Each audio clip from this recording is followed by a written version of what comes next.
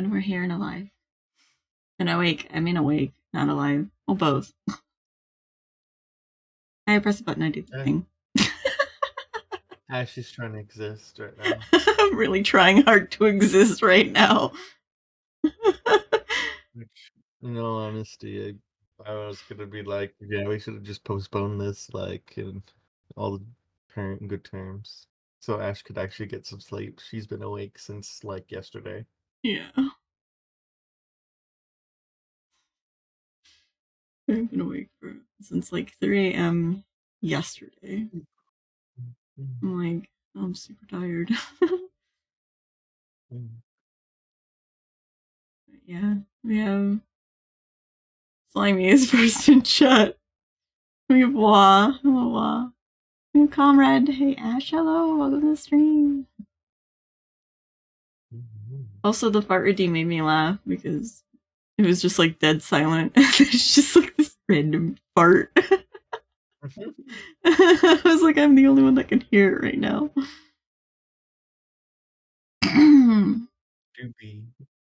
Do be how it is. Do be how it is. You're welcome. We're gonna do a Warframe tier list today. We're gonna rate these frames of war between S plus and D rank. Yeah.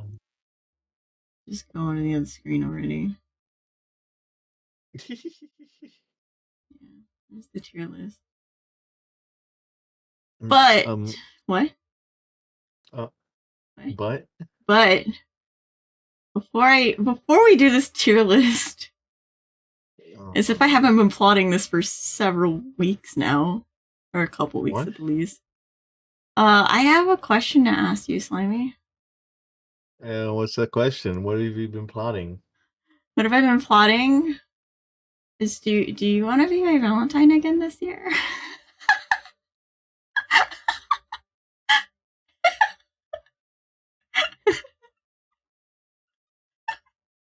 I thought you would never ask. Yay! Also, I love that. Yeah. Is that the thing that you were talking about? Yeah. The one that you put as your phone wallpaper? Yeah. I love it. Cute. I'll send it to you. Actually, I can send it to you right now since I have it already pulled up. But yeah. But yeah, I send it to you and you can make it your paper if you want to. Yay! Oh yeah. I'm 100% gonna do that. But yeah, they did a really good job on this artwork, and I thought it was really nice. I was like, yay! But I was like, I need to wait till it's actually February proper. Oh yeah. Alright, I'm gonna close this. We're back to tier list.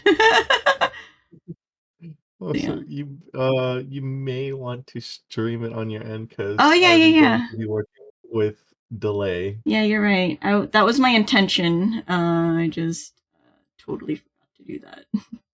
There you go. That's my bad. But yeah, we have the ranks here. The S plus S, A, B, C, and D. And then we have all the frames down here. They're mostly in alphabetical order up until Zephyr, and then it's like the ones that are newest that came out in the way that in the succession that they came out. I was gonna say also, if anything, to do add the Dante frame.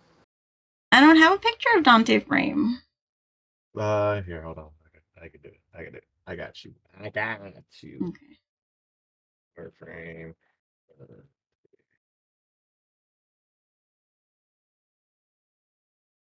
How's everyone today? Tired. Okay. Barely waking up, but very happy. Yeah. Also, here's a picture of Dante frame. I'm not gonna crop it out. Okay, We're just in the middle of it. We're just in the middle of it at this point. I will do a very crude crop of this. But we want to also include the funny Dante frame, not just like ability wise, because like we don't know what his abilities are, but we do want to include him aesthetically. Yeah, aesthetically. Mm-hmm. Looks good enough. I lost some of my toenails yesterday. How did you lose some of your toenails yesterday? Some of them? I mean, Yeah, imagine that's like what one, was but it.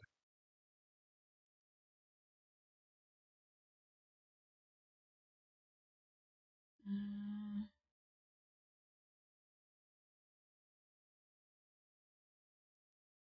yeah. I have added Dante. He's on there now. Mhm.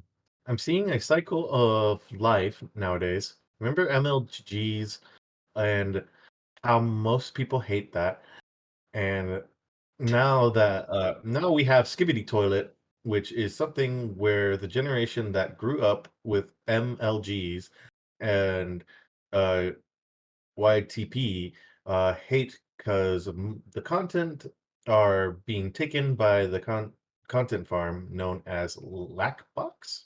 I don't even know what that is. Those were words. I don't even know what half of that meant. I'll be honest, I'm kind of like, I'm too old to understand most of that lingo. What I'm saying is that old people hate new stuff. I mean, to be fair, most of the like new stuff that is, you know, either slang or hip with the kids is honestly pretty like, why the fuck is it there type of thing. Or what is the meaning of that type of thing? I became an old guy who hates children who says that Gen Alpha magic word. I Oh mean, my god. fair enough. Also, welcome to Like I the said, I stream, Dagrit. Digress Papyrus, yeah. Yeah. But yeah, I think me and Ash somewhat get how you feel too, because most of the stuff that is said on the internet or even just by the younger generation Yeah. nowadays is just like, what the fuck does that mean? And why is it a thing? Not me, like, Googling on Urban Dictionary what the terms mean. I'm like, what does it mean? I don't understand. I'm too old for this. Like, Urban like I Dictionary, help can me.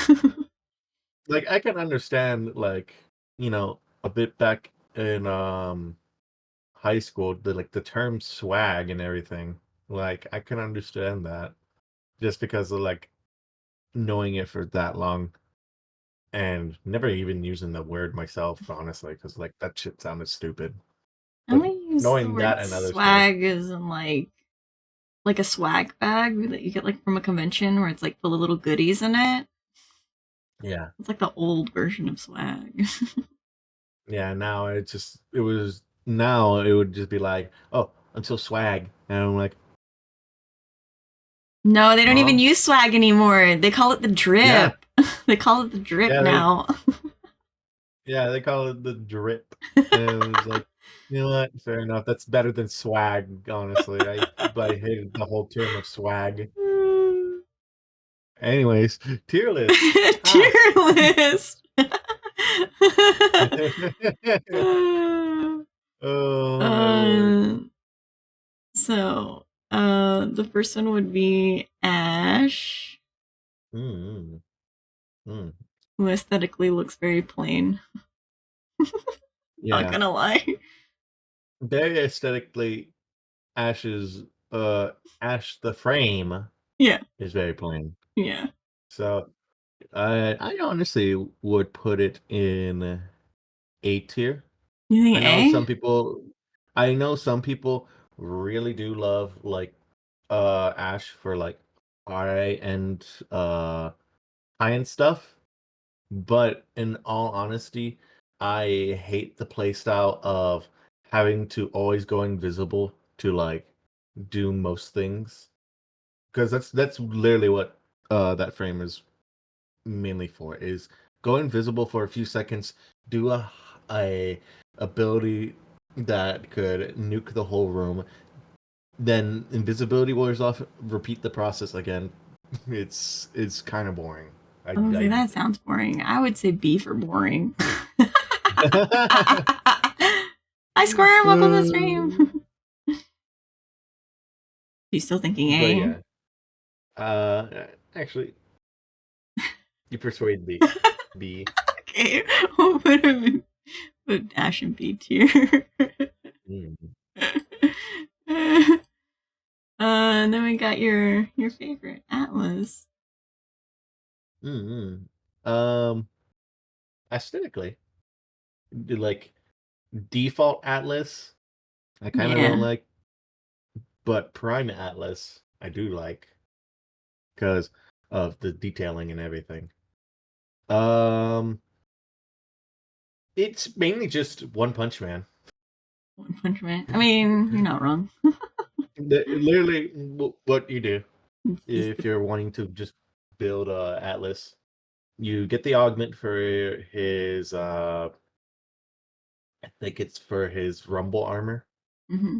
and you just go around punching things, and you just have a melee combo stick with it, and you just nuke most of the stuff. Hell, even someone in when Plague Star was around, just used Atlas's punch just to kill the hemocyte, which is funny. Alice I'd seems like say the kind of person that'd be like, okay, put up your Duke beaters, let's dance. pretty much, pretty much. Oh my god! Also, hold on. I'm also doing I'm also messaging Smelly. mm-hmm. Oh my. Oh, I see. I was like, why is it spazzing out on me? I wasn't clicked into it. But Yeah. I would put Atlas somewhere around the A to S tier. Okay. I was thinking A. Yeah. I'll put him in A. Okay. Next we got Banshee. Here's the thing with Banshee. Aesthetically, honestly, she's an eyesore. I mean, she's kind of like long-legged and tall and like kind of mommy a little bit. But then Well, again, I when I made her look like the alien from Alien. it's for me mainly the only thing that is the eyesore out of Banshee, like normal Banshee, like default, is Mm-hmm. her helmet. And Prime does not make it better because for some reason you just have little tendrils on your head, Mm-hmm. and it's just like I would rather use the normal like frame skin over the Yeah. over the primed, that or her deluxe skin that gives her like little hoops on her head, which Yeah. honestly looks way more pleasing. Um, like on like playstyle wise, Banshee really hasn't changed like whatsoever. Yeah. Besides her silent augment and sonar, Mm-hmm. like a silent making enemies unaware of like where you're at because of just like every weapon getting silenced, Yeah. and sonar giving the crits uh to certain body parts when you see the glowing bits. Yeah. It really hasn't changed for Banshee whatsoever, and I mean, I don't use Banshee personally, but I kind of rate Banshee in the C for just how it is. I would agree. C. She's not very, I guess, useful. At least what I found. What I found with her, I didn't find her very Mm-hmm. useful when I was playing different frames. I'll put her in C tier. Mm-hmm. Also, hello, eyes on the stream. Easy tier list, Clem top tier. Absolutely. Mm-hmm. Alice has the body of a master MMA fighter and the personality of a chill dad. Mm-hmm. Hi, Boca. Welcome to the stream. Zazu is above S. We know this. Also, I was gonna say, Means Boka Zaku? is referring. Yeah, Boka is referring to Zaku. She just calls it Zazu. I see, I That see. is I was so gonna weird. say, what? I was like, that's not even how you spell that. Which I'll uh, give my opinion about Zaku, yeah. and further on. Okay, I next think we got Baruch? Baduk. Yeah. Yeah. Uh, Throw hands, fist, monkey gang. His What's it called? regular kind of has a chrome dome. Not The gonna regular lie. does have a chrome dome, but like it's kind of like he got like the bun too, like the monk bun on the back of his Oh, head. yeah, yeah, you're right. Aesthetically, normal Baruch. I didn't know what I was looking at earlier when I came to it, like when I was like in the early stages of Baruch's release. Mm-hmm. And I honestly thought Baruch was kind of like low tier mid. Yeah. But there's a thing that had changed further on in my Warframe career of like just reworking with frames, testing out builds, all that other stuff is just Baruch is really good, and I'd say even better than most frames when it comes to dealing with crowd control stuff. And this is also including Zaku because as much as Zaku is great with being like, hey, your guns are mine, and I can strip enemy armor, or I can turn enemies into allies, it's also due to the fact that Zaku can only do so much, as where Baruch can literally disarm enemies, have his front side um, basically like not be able to get hit in the front whatsoever, and like his forward being just like, ah, yes, I will literally throw hands, metaphorically and physically. It's all around good. I enjoyed playing Baruch when I did. Like I would choose him Mm-hmm. over other frames because Yeah. his kit was like easy to kind of get the hang of. Mm-hmm. His kit is really easy, though his the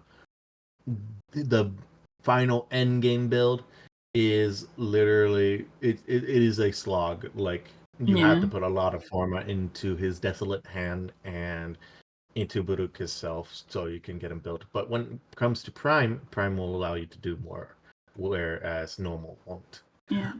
So I would say it would be the S tier, the first S tier in the list, Yeah. but it would be like the low S tier type of thing. Okay. Yeah, yeah, yeah. To do someone a fashion frame Grendel to be Kirby. Well, our guild is called the Cult of Pink Grendel. Yeah, It's kind of Kirby. it is kind of Kirby, but Kind of he's Kirby. just a very, very pink boy. Very pink boy. Mm-hmm. The next is Caliban. Caliban. Yeah. So, so with my experiments through playtesting, especially when he released and around New War times, of just like being like, yeah, I'm just gonna purchase this back because new frame, new guns, I have to have it. Mm-hmm. So there is a lot with Caliban, and there is like mixed stuff. Like he's the quote unquote top person for shield gating, this whole shield gating meta, this type of thing, um, sentience and all that. Spin to win, just stomp. I, in all honesty, say Caliban is honestly a very like mid frame, like Mm-hmm. very very mid. I want to say like there's not really much besides his armor stripping ability that Ah! he Holds up does. with Like stuff. yeah, I saw that Oh, book thank you for the gifted it to gifted one, sub, Boca. but like in all honesty, still, the only thing he really got going for him is that his sentience give him shield gate when they're down, Mm-hmm. and just his I don't remember the name of the ability, but it is a beam ability that strips armor. I honestly would put Caliban, in my opinion, in the C tier right next to Banshee, but I want to say Banshee is more of a higher C than Caliban is. So Okay, we'll yeah. put him in the low tier. I've never played Caliban, so I don't actually know anything about him. Yeah. Thank you for the hydrate. Wow, hydrate. The next is Kruma. The dragon boy that has fallen. As much as I really do love Chroma, I do like, especially back in the early days of when self damage was a thing. Like you Self were able damage? to, What? yeah. So, um, nowadays in the whole Warframe meta is AOE weapons, right? Mm-hmm. So AOE weapons, when you just like shoot the ground or even just do anything that has an AOE effect, Mm-hmm. an AOE blast effect, it would knock you down, and like you would be staggered and just like, oh wow, I got pushed back because of the AOE, like, Yeah. or I flinched. So it kind of sucks that I had to like put on prime sure-footed so I could prevent that. Yeah. Yeah. But back in the early stages of Warframe, self damage was a thing from the weapons, Uh, which honestly, it kind of a given at this point. Like, but many weapons had self damage. You would either kill yourself when it comes to the Grattler, which is the arc gun, mm-hmm. uh, or like the Czar and everything, because like you would just be dealing high damage. But that was like Chroma's bread and butter at the early stages. If you had like a really like solid or like the end game build where you had like a lot of armor, a lot of resistances to stuff with arcanes, you would be able to just tank most of it and proc arcanes like Avenger and Guardian, Mm-hmm. all that stuff just from taking damage. Yeah. But most of the time, I'm gonna be honest, it would just be nuking yourself before you can get anything up. But there was like the whole thing with despair, where you just make a despair build, and it'll just have like I think Thunderbolt. I think that was what you would run on it, and Mm. you would just like it wouldn't be fully built. You would just chuck the knives at the ground. It would do the AOE explosion, and you would build up Vex armor and elemental ward. But so Chroma's like in the whole metagame of Chroma right now. The only thing that I've been seeing use of Chroma, besides just memeing on things with like fire, um, is Profit Taker for high end end game farming of credits. Like you would go in, kill Profit Taker, summon in your or in this case, take off your pimp coat because he literally just takes off his skin and just it is a sentient being that just shoots out fire and screams. Which, in all honesty, I don't see the purpose of because like it reduces Chroma's armor when he does that. Mm-hmm. But for some odd reason, I don't know why, they also gave the properties of this effigy uh credit multiplication, which is I think a 2 or 4 times credit multiplier, Mm-hmm. which a lot of people would just run a booster and everything and get like 1 mil credits just from doing that alone. Yeah. But in all honesty, there's way better credit methods. And sure, yes, Profit Taker is the quote unquote fastest if you got a good team with you that, or you're just doing it solo and you can like do like 1 to 2 minute fights. But I'm gonna be all honest, Chief. Chroma's still solid. He just needs a lot more help with his kit because a lot of his abilities are just Vex Armor, Elemental Ward. That is literally it. I've never seen a person like fully use his one or whatever his effigy does besides scream and shoot fire. But I want to say currently right now he is in the end of B tier. I was thinking either B or C. So Mm-hmm. yeah. Yeah. Drink water. Yeah, I was drinking. I got Okay, my little good. bottle out, but I was going on like chroma Pop a small topic. booster and do index. Mesa Great. Bestis. Hi Dapo, welcome to the stream. Pretty much, well, actually, because just index is index, but index doesn't drop actual physical credits. Mm-hmm. Like, it is just an arena. B for Boca. I mean, I just use B in general. Yeah. Okay. Next one Next is on the list. Ember. So, Ember. I'm also going to be comparing the two, from just like back then and now. Mm-hmm. So aesthetically, Ember is Ember. You would expect this from Ember, like just the appearance of it, kind of like this. Though back then, Ember was literally World on Fire, which World on Fire was the AoE flame nuke build, which you would just go into in every like sort of content. Most content. Island Hunts was just, you know, the high end game of just like farming stuff where that really didn't work. But back then just Ember, World on Fire, that was basically it. Yeah. Nowadays, Ember's kit is more fleshed out. Mm-hmm.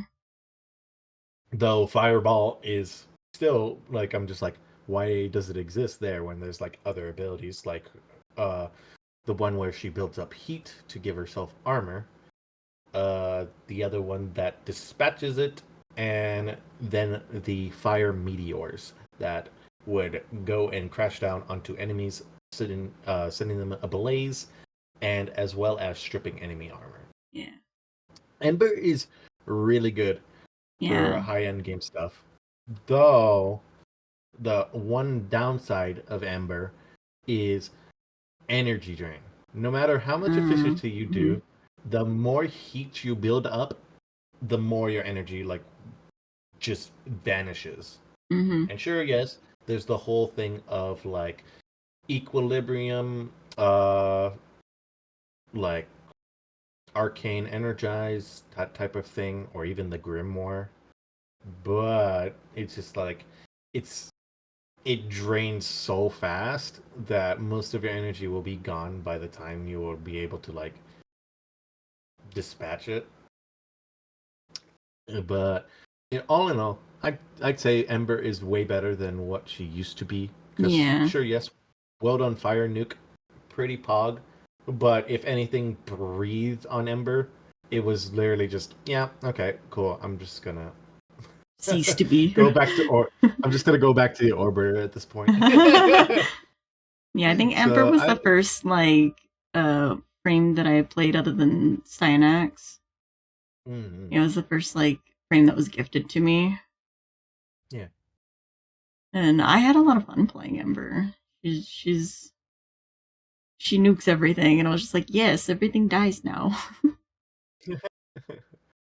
I would say where we'd place her at would be a solid A to B. A to B. I think A, honestly. Yeah. Yeah. Well, thank you for the follow, Dava. And I'm alert because I'm at work. Have fun. If Mesa cut nerfed since I last played All Riot. Oh my god. We'll get to Mesa in due time, and I'll talk really good about Mesa because I have a lot of good things to say about Mesa. Okay. Next one Next is on the list. equinox. Ah, yes. Day and night. Mm-hmm. Gal. So, equinox take. I personally do not use much of equinox outside of uh conservation, Mm-hmm. because most of the time a lot of people use equinox for floor clearing or like uh room nuking, or in general just building up slash procs and everything, this and that, or heals. You know the drill. But the only other person that I've seen use equinox currently in any form of content was my friend 79er. He uses equinox as um a summonable specter build. Mm-hmm. Not like the ones where you would just build and the foundry and then just throw them out. Um, he uses the augment where it takes the one when you switch to the day or night form, and it would summon in a specter for a few seconds that would do damage, a percentage of sorts. But going off of like what Equinox does, you got Rest and Rage, you got Pacify Provoke, you have I forget the name of the fourth ability, but one is you provide slash procs to enemies in one form, and the other one, the more damage you do, the more heals you give out to the squad. Um, but in my personal opinion, I honestly do not like Equinox. Just more of the fact of like when I'm fighting things, I'm on the fly. I'm like, okay, cool. I have everything like slashed. I'm giving my allies extra power strength and everything. And out of nowhere, I get chunked for a good amount of damage. And I'm like, well, I either one cast my four so I could do the slash procs and then switch to like day form in order to heal, Mm-hmm. and like do all this other shenanigan, but that requires me to like switch to day form, get a kill, or have one of my allies get a kill, and then be able to heal myself fully. Which most of the time, 9 times out of 10, some other enemy comes in and just downs me after that. Which I know there's going to be people already who just be like, well, don't you have higher tier arcanes like Guardian or Grace? You could prevent that. Well, they would also take in this in the standpoint of like also a new player too, because, you know, if they're going to go in with Equinox after farming like, an abysmal parts, which I'm also going to take that into account too, because farming normal Equinox is a pain in the fucking ass. Like, who decided put freaking day and night aspects, and then you have to craft them together in order to like make the full frame? Mm-hmm. While Equinox Prime is just a way easier grind at this point. But in my personal opinion, and where I would put Equinox personally, would be C. Mainly just, yes, like I said, I see the whole stuff with Equinox. I know Equinox is really good with farming, or not farming, with nuke, room clearing, all this other stuff. But the grind to get normal Equinox, even before like Prime came out, was a pain in the ass that I would just rather buy the frame from the market than I would actually like go out and farm the parts. Because 9 times out of 10, I am going to get the same day or night part or the chassis and blueprint part, and I'm not gonna have a great time. I'm just gonna be like, fuck it. I'm gonna progress to the star chart. Who cares about Equinox? I think aesthetically, I love her, but her kit is very confusing and complicated, and farming her Yeah. is frustrating and a pain in the ass. I would also put her in C. Yeah, I'm gonna be honest with you because I lost my mind when it came to just farming Tile Regor because that's where you originally farm him. Yeah. You farm Equinox. So it is just a constant. I'm very excited now, like just 24/7, and I'm like, I don't want to shit on Daddy Regor, but God damn it, fucking hearing him for like about 4 hours a day. No, bro. uh, hey Ash, I just got Saren Prime, Grendel Prime, and Valkyr Prime by mistake today. I was trying to get Prime weapon parts and ended with 3 Prime frames. Whoa. Okay. Damn. I That's mean, nice. hey, power to you. Saren and Mm. Valk are both vaulted. Meanwhile, Grendel's just Grendel. But we love the meatball boy. We love him. We love him so much. Yeah. But yeah, props to you getting Saren Prime and Grendel and Valk. Yeah. Like really good frames. Especially Saren. Saren's really good, doing good in the meta right now. Yeah. Mm-hmm. Next one is Excalibur. Oh, where do I start? Now, here's the topic of just like, do we mention the variants? Do we mention, the prime issue? Which Or Excalibur? Yeah. yeah, so we gotta compare three different Excaliburs. Yeah. Mainly, um, the the prime issue needs to be addressed because I know a lot of people, and I know a lot of people on the internet who are like, when is Excalibur Prime being given out just to everyone? First off, it's a founder thing. So Yeah. if you spent the money for it, yeah, you enjoy the founder bonus of having funny Excal Prime, the Lato Prime, and the Skana Prime. That is the only Mhm. thing that's just exclusive to that. Which, in all honesty, sure, yes, I was one of those people who wish I would have been a founder because just like just being the one to be there for day one, it's just pretty cool. Then like people would just be calling you, it's the chosen one. The It's him. chosen one. It's the Excalibur Prime. Whoa! Hey, can you sign my Warframe guide? I remember when somebody tried to like flex their Excalibur Prime in my chat when I first started playing, and I was just like, "Oh, that's cool," because I didn't know anything about it. I was just like, "Oh, that's nice." Like, Yeah, taking it to a very like new person to the game, like wow. I was like, "That's Good cool." for you. One day I'll have it. One day I'll have it. Not knowing any context of it. Is this like Saber Ah, and Fate? Oh my god, yeah. uh, other known issue with funny Excal Prime. Excal Prime don't really provide anything of the table. Hmm. Like, sure, yes, he's got like bonus stats for anything, but in all honesty, Excalibur Umbra is just a better upgrade of him. Yeah, I like He Umbra. has he has the same exact stats as Prime does. Hmm.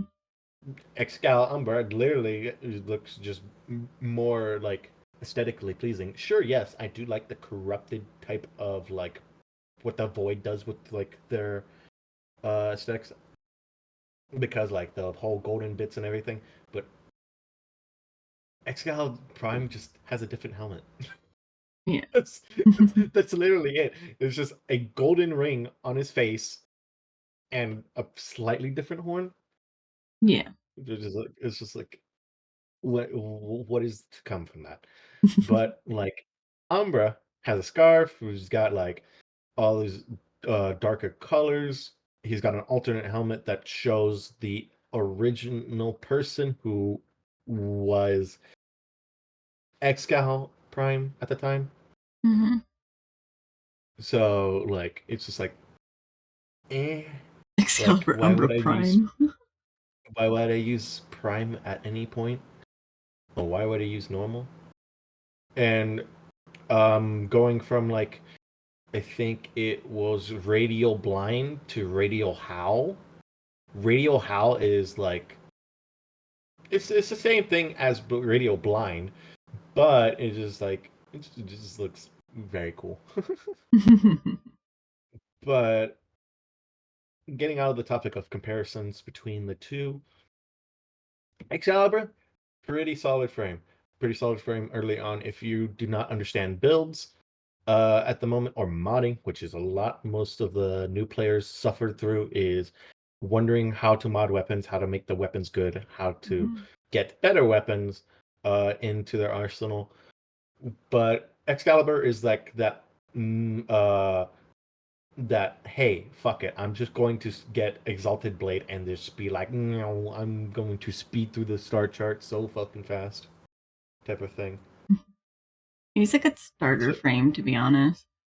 Yeah, he's a very good starter frame, as where in Mag and Vault's case, Vault very squishy but very fast to speed through stuff. Mag is Mag, and sure, yeah, like Mag became better after that, but like, you know, it requires a lot of building into to make Mag that good to where she can just like do what she does. And I know there's gonna be someone who's like, but Loki was also a starter frame. I get it, but we ain't talking about Loki. Umbra is the shadow, the hedgehog of Warframe. Changing my mind. Honestly, yeah. They went from like the light gray like appearance to like all like dark black colors, gold metallic bits. Like you're not wrong with that. But to continue with this, I would put Excal in the high B's to the low A. I think just for the utility of being like a really good starter frame, I think I would put it in low A. Yeah. I'll do that. I'll A. Okay. Before we do the next one, I need to run a 1 minute ad and I need to do these redeems. Welcome to the stream, Lock On. Hi, honey. And why you're my little pog champ. We do the pog first. Oh, sorry. I didn't read that until now. You smell an Oni nerd. Hi, Anarchy. Welcome to the stream. I'm gonna run an ad. We'll be right back. We're just gonna kind of chill until the ad's done. Yeah, because we also want, because I know a lot of people are curious on the ratings here. Do my little thing, my little spiel about apologizing for ads. But yeah, I'll let you know when the ad is done. All I just see in chat is, fuck yeah! I love ads! Fuck yeah, ads! I know it's not for the Adwa. I know it's for the Pog Champ. Yeah. Thing, but that's just so fucking comedically well timed. It's almost like with Reba last night, where he was like, "It's a mini." Oh no, it's mini. It's like there's a comma in between that. Two separate things. Like. Oh, I love it! I love it. Yeah. Oh my god. Holy shit. That's funny. Me who doesn't get an ad, you won't get me today. That's funny. You got turbo. Got turbo. You got turbo on your phone. You got turbo on your phone. Wait, the ad should be done now because it was just 60 seconds. Okay. So the next frame is Frost. Frosty boy. Yeah. Frosty boy, who aesthetically looks really cool. Not gonna lie. Yeah. Aesthetically, yeah, pretty cool. I honestly would go for the, instead of the normal base helmet, I would go for the Aurora helmet, which has this little like ring on his head. It looks like really, really like good for just like for starting out, because most of the stuff is either Tennogen stuff, that, or it is his reindeer thing with the 6-pack, you know. But the one skin that takes the cake, it has to be the heirloom skin, which, sad to say, it's gone like after, you know, New Year. Yeah. But it still lives on in our hearts. But going over Frost's kit, we got one where he just like shoots ice out of his hand. We got Ice Wave where he punches the ground and like ice shards come out of the ground. We got Snow Globe where he puts a bubble up and it keeps it defends whoever's in the bubble, as well as prevent people from shooting outside of the bubble in the bubble. Mm-hmm.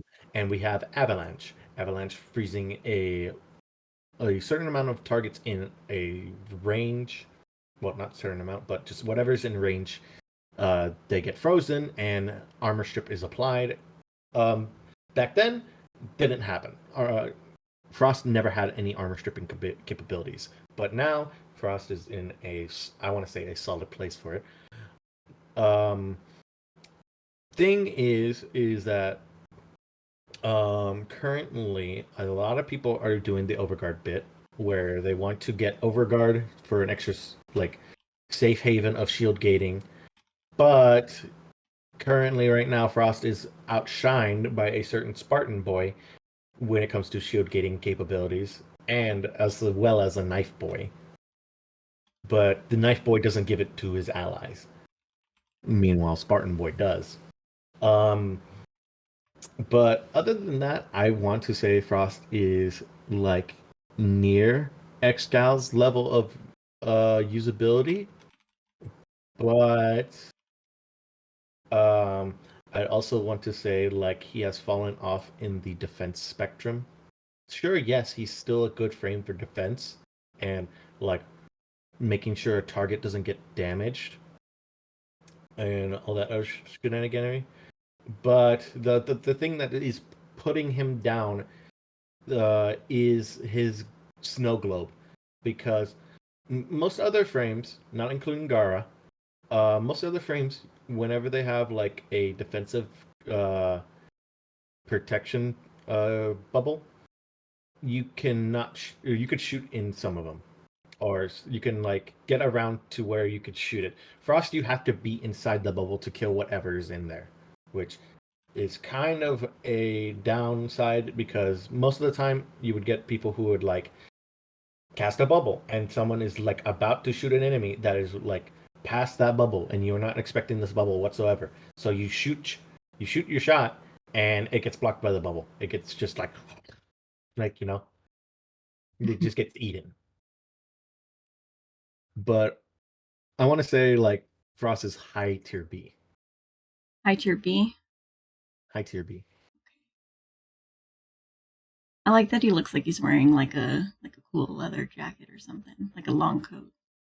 It looks cool. That's about the only Also, thing. also high tier B would be in front of like Ash.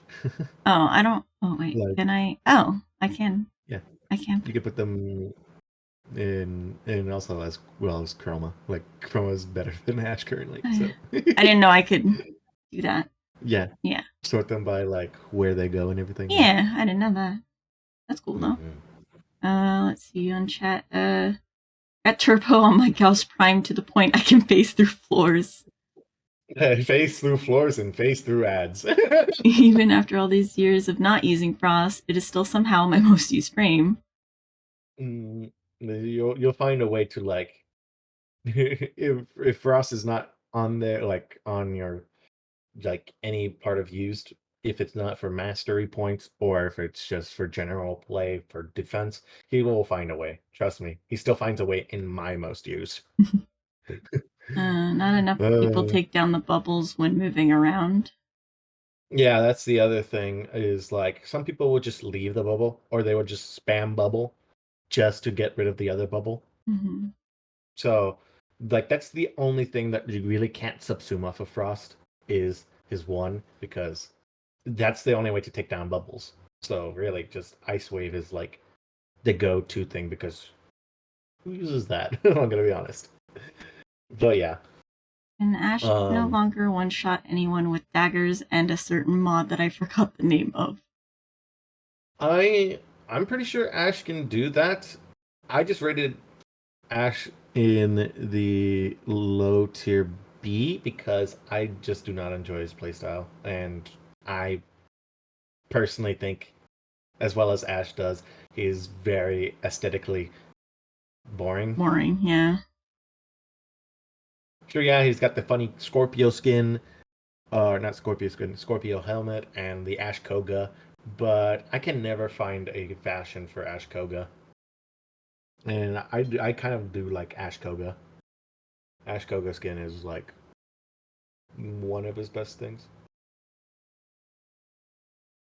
Just spam Kubazar and everything dies before Frost can use his bubbles.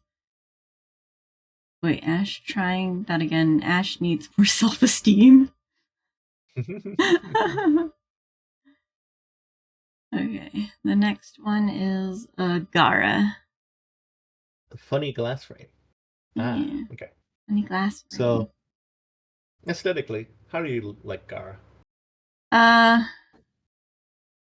don't know if I should say color-wise because you can always change the colors. He kind of looks like a Super Zentai. Not gonna lie, which I think is kind of cool. I mean, Or there's like, she, I don't know. Yeah. if I was gonna say if appearance wise based off samurai, that is actually true because most well somewhat some of Gara's skins is like samurai based. I think there is one that has like a kind of like a Ronin type of like Yeah, helmet. I can see that. Yeah. Yeah. And then playing wise, I did enjoy playing Gara when I did. I like Gara so much. The abilities that she has that I put it on Zephyr This is to help. Yeah, the mirror thing. I forget what it was called. now here's the thing with that Yeah. is it's great on every other frame. It's not great on Gara Yeah. whatsoever. That is literally the one thing I've seen most people subsume off is they do not use that ability whatsoever. Yeah. Some people would either use like Nourish or like Roar or anything that would just be benefit to Gara. Yeah. Um what's it called? Prime, I kind of like it, but normal Gara or the skins for Gara look way better than Prime. Um, Other than that, Gara's playstyle is to cast the two ability. So you would put the glass shards over you.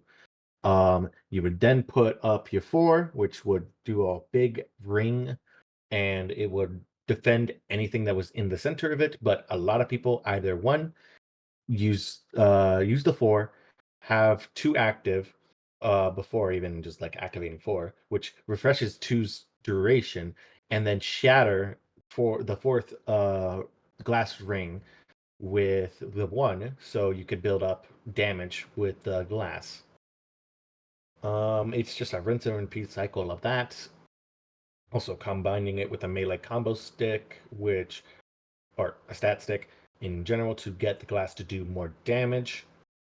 Which, yeah, that is basically Gara, but play style like compared to like other frames that I enjoy using, yeah, I would rate Gara in the low tier A, Okay. mainly because it is just a rinse and repeat of like doing stuff.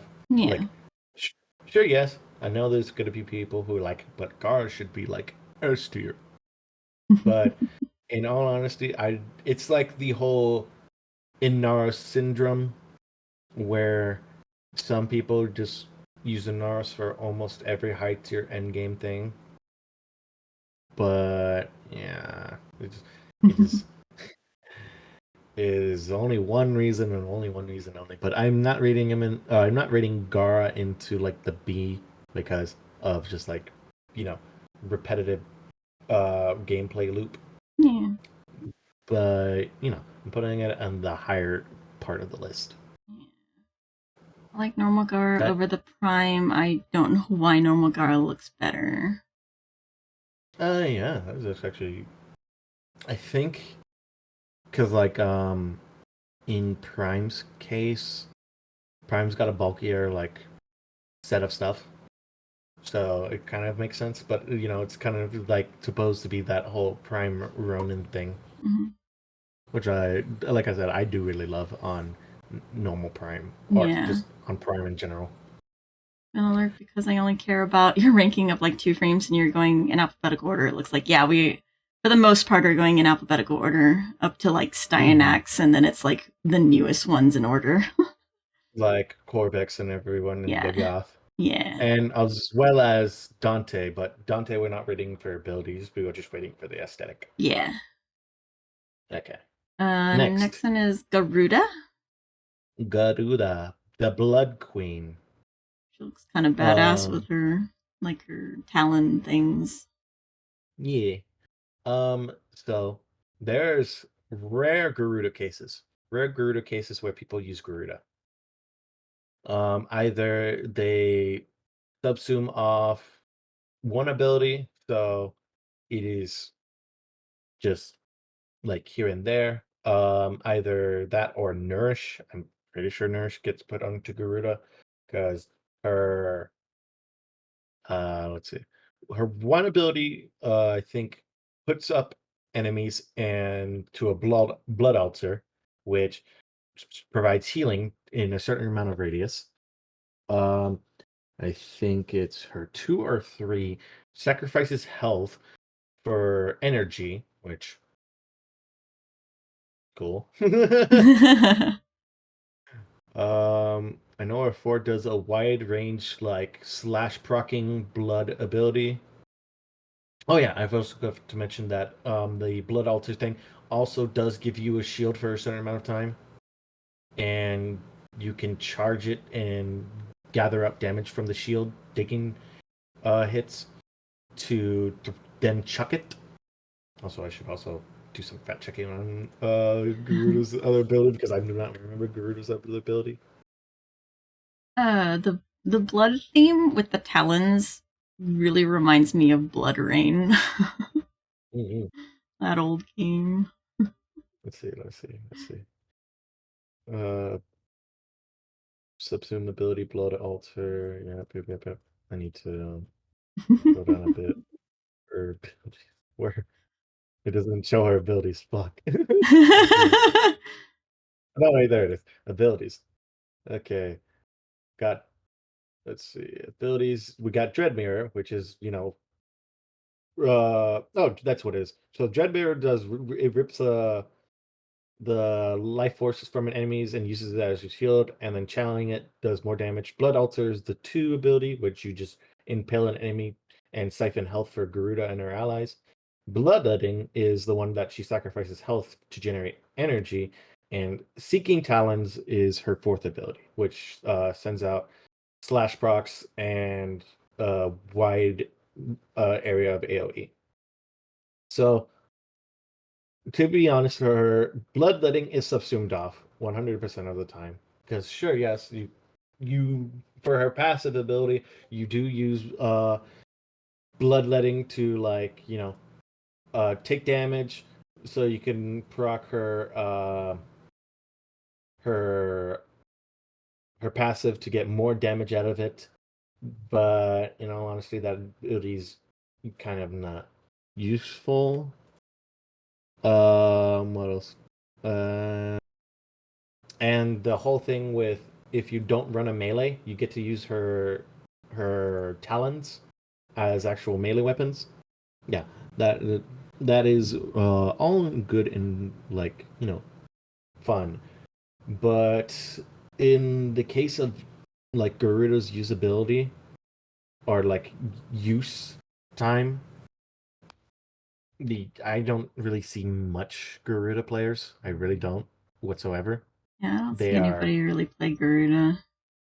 They are as rare as I want to say limbo players or like maybe even Loki players. Because most people who play Loki are either one, they are either YouTube Warframe content creators who are just using Loki as a mascot, or they are the people who are just like, using them for high end game stuff. But I have not seen a high end game Garuda build as of recent, Mm-hmm. and I do not see people like flocking over to Garuda as much as like the newer frames. But I would like to put Garuda in the near the highest end. I want to say behind Chroma, not as bad as Ash. In Uh, the B tier. yeah, Yeah. I think that would be just solid ground. Though her fashion is really, really. I like her boot up. fashion. Got that archangel type of thing. I love that. Okay, funny, funny Gauss. Gauss frame. Gauss cream. So Gauss. I want to immediately say I'm going to put him in S tier.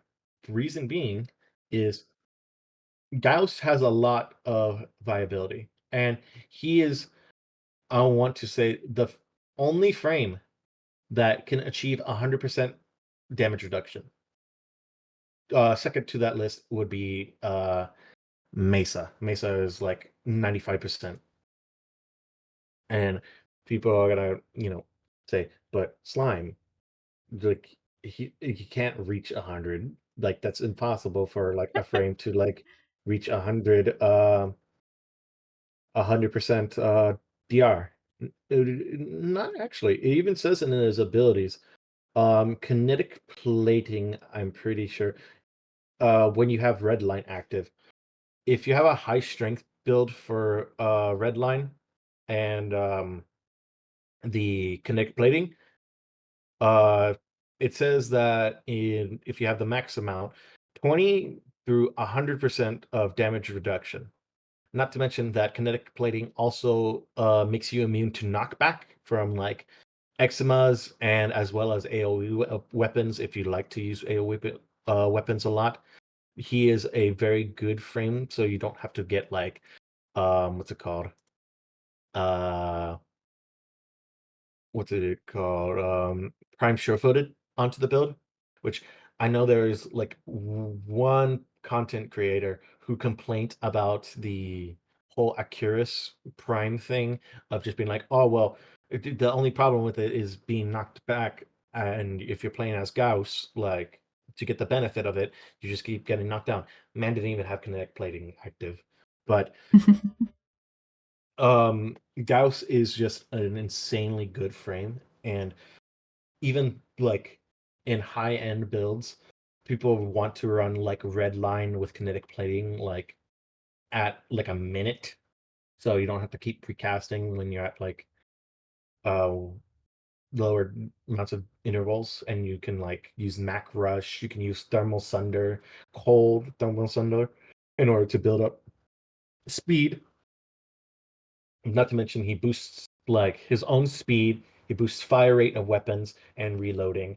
It is overall a good frame, and just like aesthetically, I like Gauss. I like Prime Gauss too, because like the whole like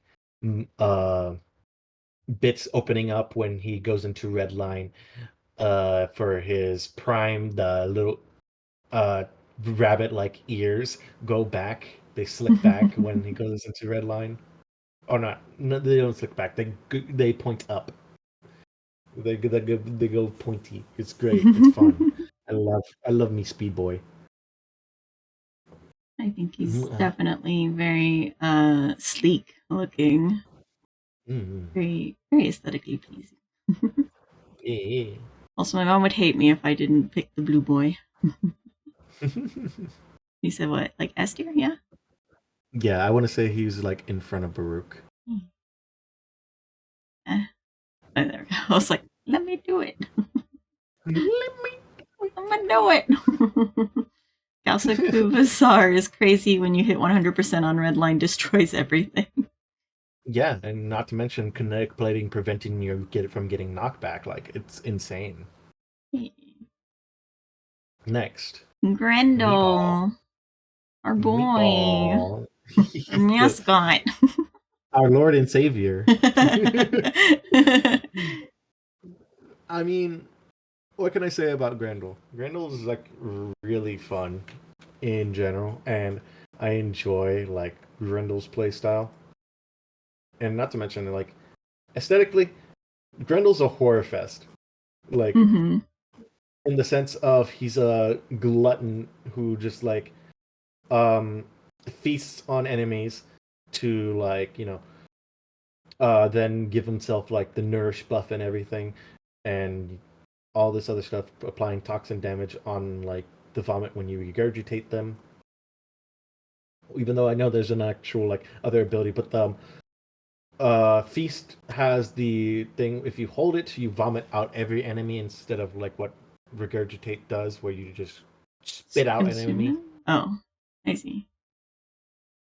um Other good things about feast is like the whole thing with its augment, where you can get over like 2,000 armor for Grendel if you have like a good amount of enemies that are just in your stomach.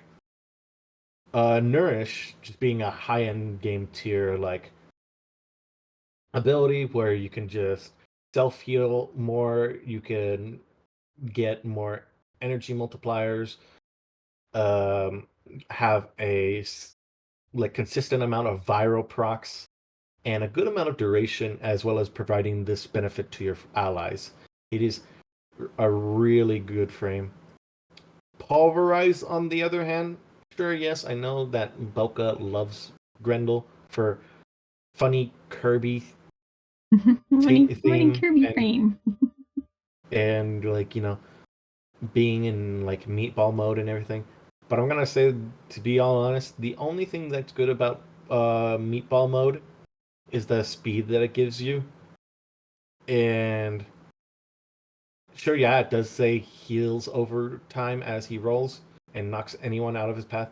But if you slam into any enemy that is like a solid wall, like an eczema per se, he will literally just lose all momentum. He will just stay right there where that eczema still has the overguard on, and he will just be blocked by it for until he starts like trying to move around and everything.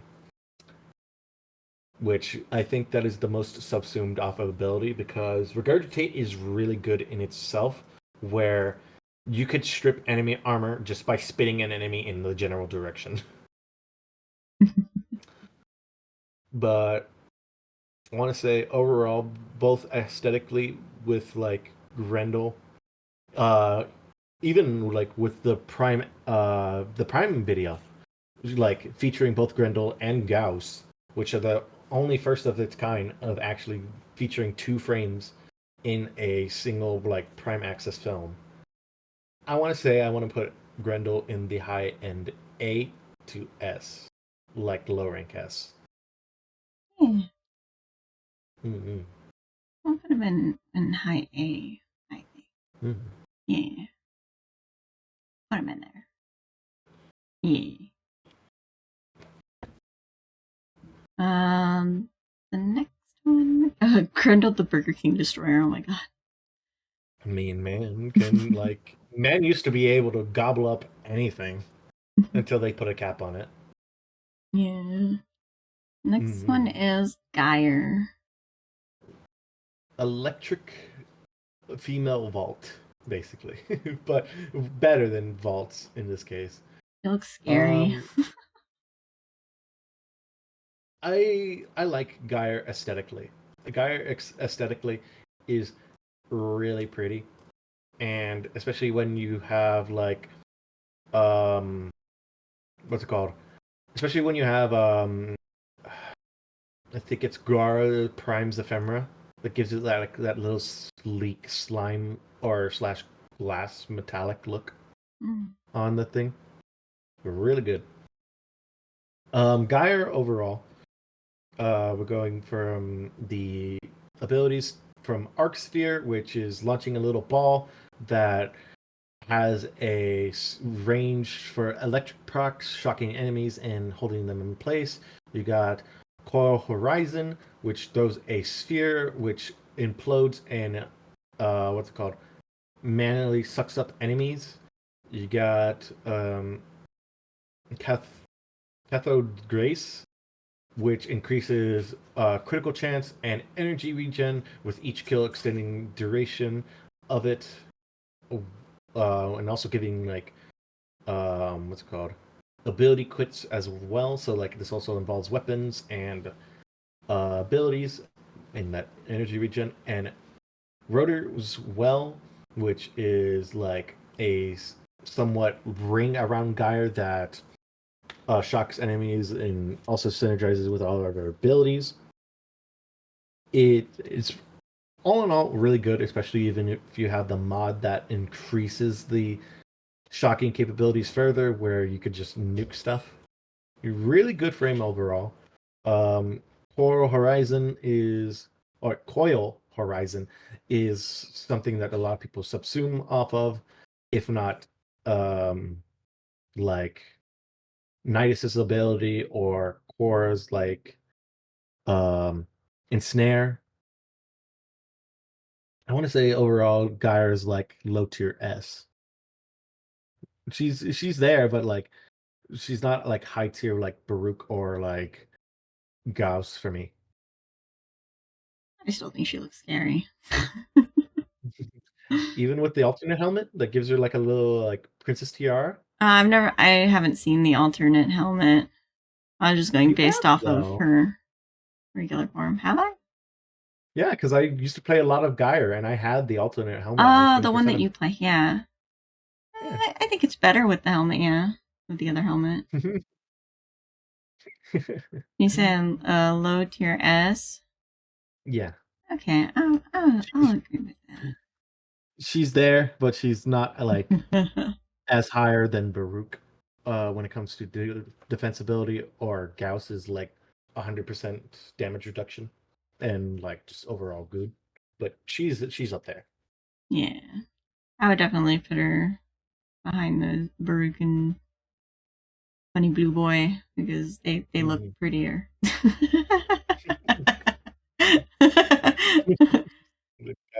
You gobble these nuts in reference to Grendel. Hi everyone, how is ranking? Any disagreement? Not really. Not yet, anyway. Yeah. It would just be mainly mostly me disagreeing with chat if chat like has anything to comment about when it comes to certain frames. Yeah, welcome to Stream Bonnie. Mm-hmm. And the next one is Haro. Yes, funny rat tap tap frame. Funny priest frame. So default Hero. I do not like default Hero. I like default primed Hero because it kind of gives like that what's it called, that 40k vibe where I think it was one of the characters that I saw with like a kind of like gas mask aesthetic in that game when I played it. Mm-hmm. Smash. Next question. Smash next question. It's not a special pass, but you know what? Fair enough. um, we'll also go based off of the abilities here too to like show things. First ability is Condemned, where he sends out a wave of chains that bind enemies and also as well as build up shields when enemies are chained up. You got Penance, which is sacrifices shields to boost reload fire rate and converts damage inflicted onto enemies for health and for Hero and nearby allies, which, oh my god, the ability's like on level of Gauss, but without the damage reduction. You got Thermal, which is he swings like his little on a stick around him so he can channel it into generating energy for allies and himself when killing enemies. And then you got his fourth ability, where he makes everyone invulnerable to damage for a certain amount of time, and the more damage you take, the more your crits build up for your crit chance and the invulnerability time, depending on what you built for duration or anything like that. I want to say he's a better version of what Garuda was supposed or is right now. Because Garuda could provide energy, she could provide health, and all this other shenaniganery. But Harrow in his own league provides crits, provides energy regen, provides healing. He's just overall a very fun frame. If you zoom off of Condemned to Pillage, he becomes an even better frame because of the shield gating and the overshield that he gets instantly, so he could just build up to a large amount of shields. I know there's some people who do like health tanking and everything, which good for you, I guess. I just wouldn't do that just because like shield gating is just really high in meta, especially with like primed redirection in the game, getting like up to I want to say a maximum for Harrow's standards of shields around 3,000 to like maybe even 4. Not anywhere near like Hildren levels, but they're there. They're there. I want to say he would be like high tier A. I think he's like C or D, but that's because aesthetics. also because of the self-flogging. I mean, fair enough. Fair enough. I'm putting him in B's since I think he's way lower. I mean, fair enough. Yeah, I'll put him in high B. High B. But he, in my opinion, Chet, he is in the A's. But B for aesthetics. Okay. Yeah. Next one is Hildren, Death by Snoo Frame. Muscle Mommy. Muscle Mommy. People who want to be crushed by her thighs. So, Hildren is in a rare case too, like as much frames are. Though in all cases for me personally, either Hildren is used for certain things, and that is to get Grendel parts, to do hijacked missions where the defense target has to be guided by shields, or Elite Sanctuary Onslaught. Other times, Hildren could be a way better like energy generating frame than most other frames, even that includes like what's it called? That also includes like the nourish like shenaniganery with like nourish and equilibrium, providing that multiplier and everything from just picking up health orbs and everything. I forget the subsumed ability, but it is something metastasis. It's a very like long ass name for our ability. But it converts energy used on the frame, which is by default 50 on normal frames, and provides it over to allies. But for Hildren's case, Hildren doesn't use energy. Hildren uses shields. So she uses pillage, and then the helmet ability then provides a full like energy thing to allies. That's mainly what I use Hildren for. But in most cases, it would be pillage with what's it called, the pillage augment, and maybe if I could squeeze it in there, Archon Vitality, which gives a double heat proc. She's really good, especially with like just pillage being able to armor strip. Though she just falls in the syndrome of just like people rarely use her. Like, I think I see more of like Mesa players than anything than I would see Hildren, unless someone is just like going like energy slave type of thing. Yeah, I think the only person I've seen play Hildren is you. Yep. So I would rate her in the low tier A to like probably high tier B. I think we'll put her in the low A. Mm-hmm. Because still aesthetically, she's muscle mommy. Mm-hmm. Hi Ian, welcome to the stream. The next one is Mr. Tentacle Man. Mr. Tentacle Man Yeah, Hydroid. Hydroid. Yeah. So we'll go through a history of Hydroid's thing. It's just a small history lesson for this thing. Back then, Hydroid, not good. All that Hydroid provided to the team was the whole of his fourth ability, his tentacles, doing a somewhat Necros effect. Yeah. Which, yeah, sure, that would get you extra resources for Tentacle Swarm. But back then it did like magnetic damage, which really couldn't kill enemies. And most of the time people were like, well, the rare occurrence of me like meeting a lobby who was doing specific resource farming. They were like, let the tentacles kill them, and it was like level 100 Grineer enemies, and they have armor, which magnetic does jack shit to that, and you would mainly be just seeing like 2000s being hit, or maybe even 100, just because of the magnetic proc that procced off of it. Like, we'll be here all day.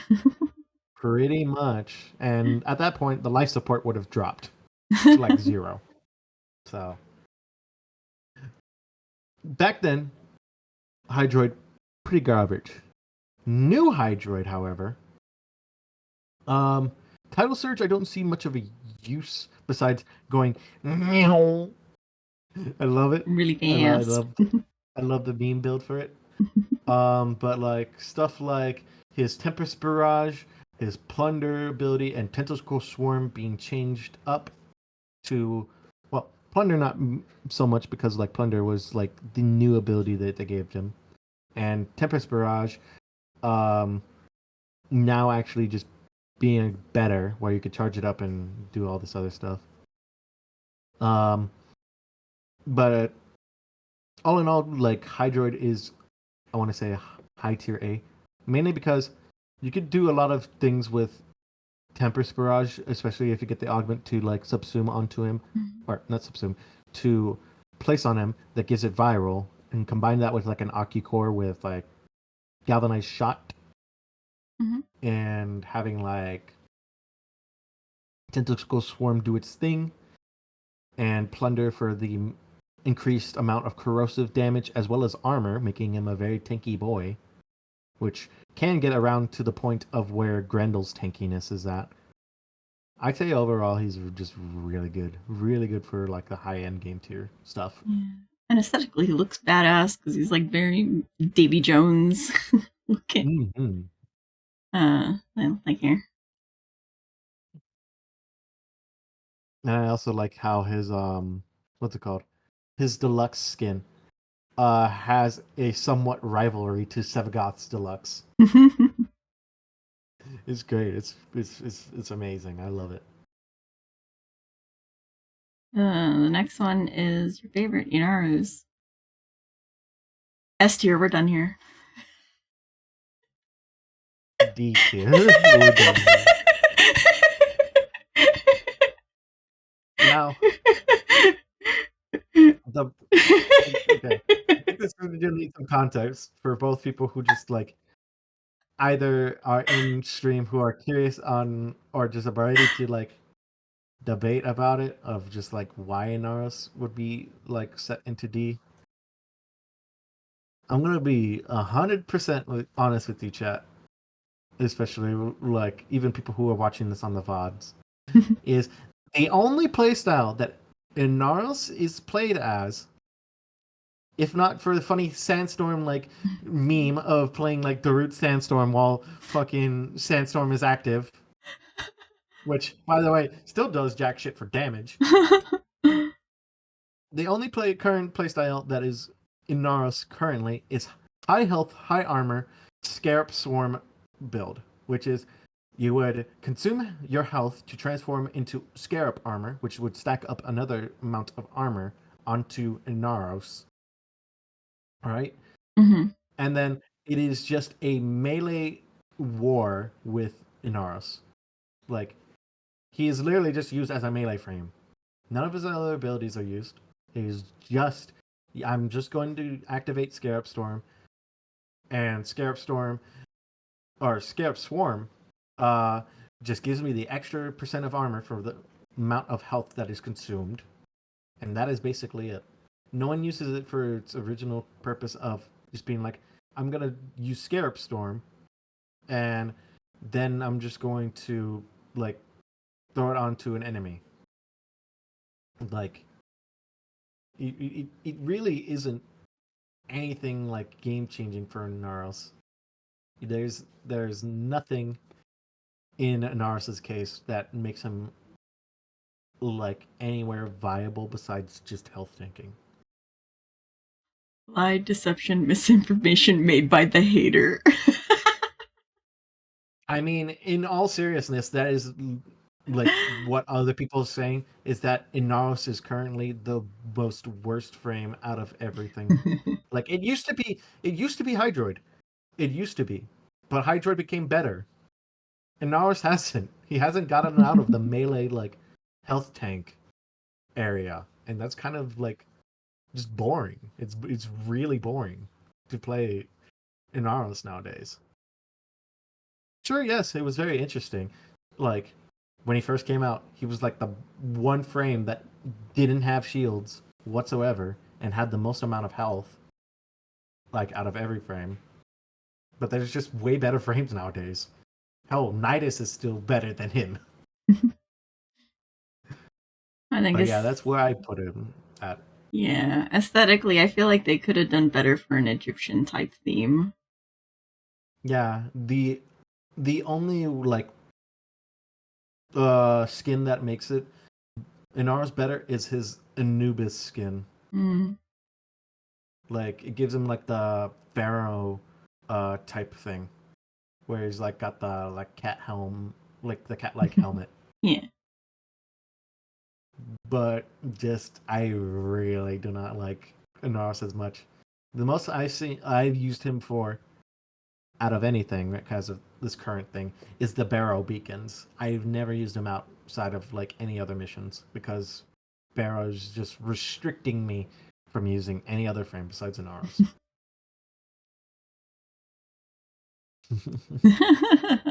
But that is my hot take on the Sand Guardian. Guardian of the Sand. Guardian of the Sand. Who throws pocket sand at people's eyes. The next one is Ivara, whose prime is fucking gorgeous. And her normal kind of looks like a mushroom. But yeah. But she also falls into, like, where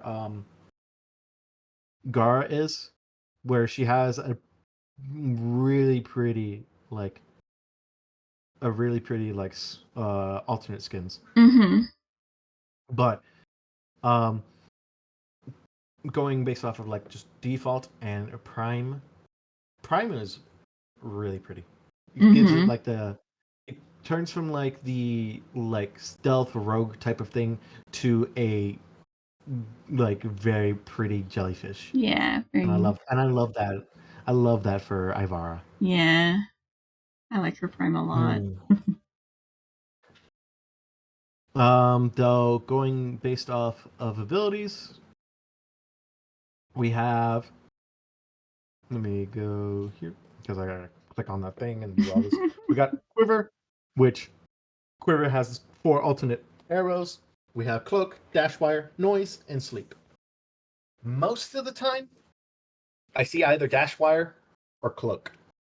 I rarely see Sleep and I rarely see Noise, because most of the time people are just going into Cloak and then just killing stuff just via the Cloak, and the Dashwire for the augment that gives her abysmally crazy amounts of crit chance while on the Dashwire.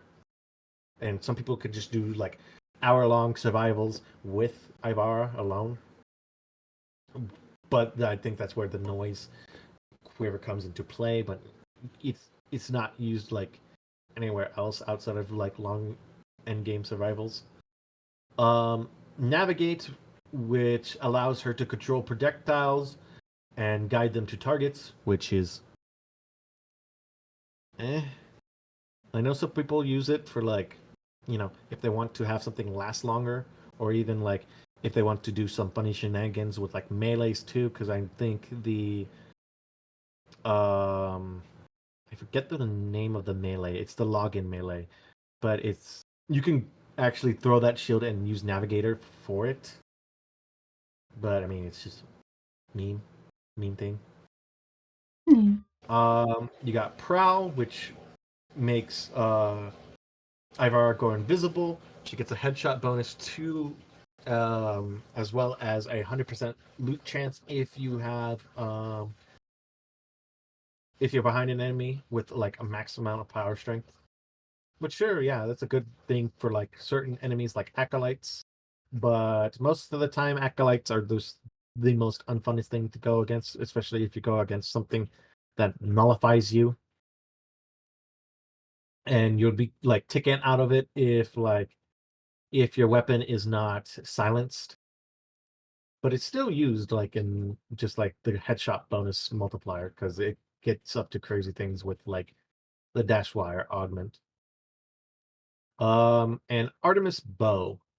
I rarely see Artemis bow being used unless like someone has it fully maxed out built and everything. But in all seriousness, like Artemis bow is just replaced with like either the Deviri bows. The Deviri bows are really good in general. I put like Ivar in front of where Ember is at in the A tier. Mm-hmm. Both just for like viability, the whole damage dealing kind of like glass cannon type of build. Mm-hmm. And just for like Prime's aesthetic. I just really like Prime too. Yeah. I mean, and she's very useful frame because you can use her for like, like the spy missions being invisible. And then you can use her dash wire to help with like fishing. At least that's what we've used her for. I was gonna say for fishing to transverse to like higher parts of the area. And Yeah. I also forgot to mention the prowl augment, which I know you're known for using because it is, which is understandable. There's no shame about it. I used to use it all the time, like in the earlier stages. Nowadays, I'm just like I don't care. I will literally just auto hack something with my Parazon, and I'll be fine. Yeah. Mm-hmm. Since you guys are doing the list, I'll wait to talk about State of Play tomorrow. Also, the big announcement in regards to the Mythos VTuber group. Oh, I haven't seen the announcement yet, but yeah. Yeah, we could save for tomorrow. She single-handedly made sortie spy missions bearable back in the day. Yeah, because that was the other thing. The difference between normal like spy missions and sortie spy missions is you can't use items like ciphers or anything to hack stuff. Mm-hmm. So if you were in for example, because I think it was when Lua first appeared in the whole like New War type of thing Mm-hmm. / Second Dream. If you were stuck in a Lua spy mission, you were basically fucked if you did not know the route to take. Yeah. It kind of falls into the loop of like how new content comes out and like people do not know the layouts or are not familiar with it because it's just brand new and they're like, well, how do I get to this thing? I can't find the vent or anything to get to it. It just falls into that syndrome. But like ever since the people have gotten more accustomed to it, like a lot of people have just been having a way easier time to do it. Yeah. I've seen the Lua spy missions. They're complicated. Mm-hmm. A lot of them Yeah. can be easily bypassed, though. Mm-hmm. Just like the normal standards. Mhm. The next one is Cora, who suffers the same fate of having an amazing looking prime and actually a scary looking normal frame, base frame. Mhm. I don't know. She also looks scary in her base frame. But she looks very pretty in her prime.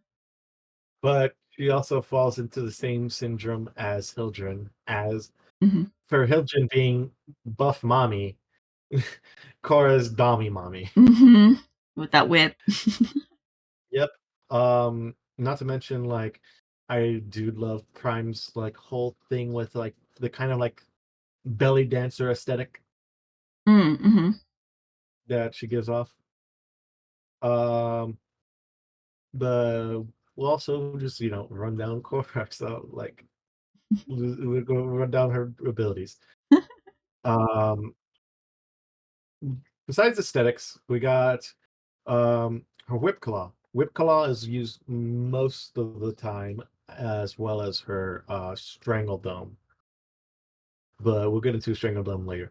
Whip claw with the augment allows her to uh, increase her damage for her whip claw, but also providing a just higher tier like AOE explosion, and it also provides a damage multiplier with ensnare and strangle dome.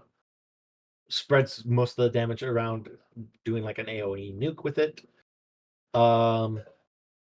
You got ensnare, which is it binds enemies together and pulls them in for a certain amount of time, which a lot of people use on most frames if they want to get an AOE cluster. You got Vernari, which is her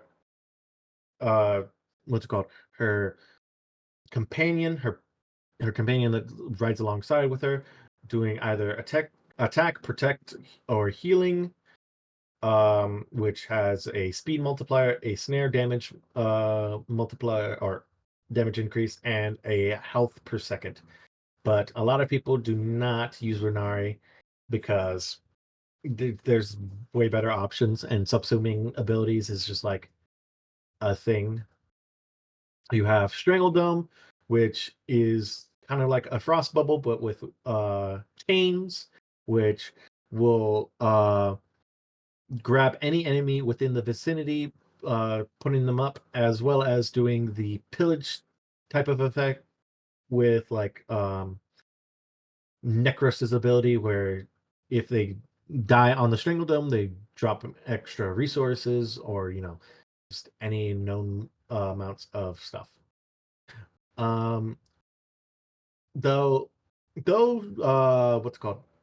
Though Korra is really fun, and whipping people to death, as well as like putting them in the strangle dome or even ensnaring them to gather them all up to do a wide like nuking ability is.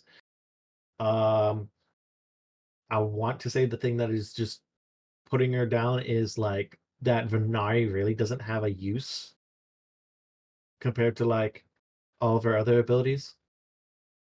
But overall, she's a real fun frame. And I would say she was like in the high A to maybe even S. If you want to subsume, or if you want to form out core for like the use that she used now, then yeah, sure, go for it. But in all honesty, I've kind of grown out of Cora's like area of play ever since like Hydra got reworked, to where I'm having more fun with Hydroid than I am with Cora at this moment. Yeah, also before Hydra got buffed back to being usable, the goddess of loot. Yeah. Mm-hmm. Very much. She was the goddess of loot at the time.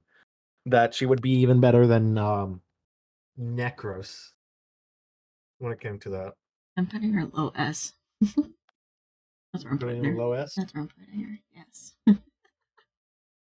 because of aesthetic, or Yeah. yeah, I mean, fair enough. Yeah. Okay. Next one Next, is Lavos.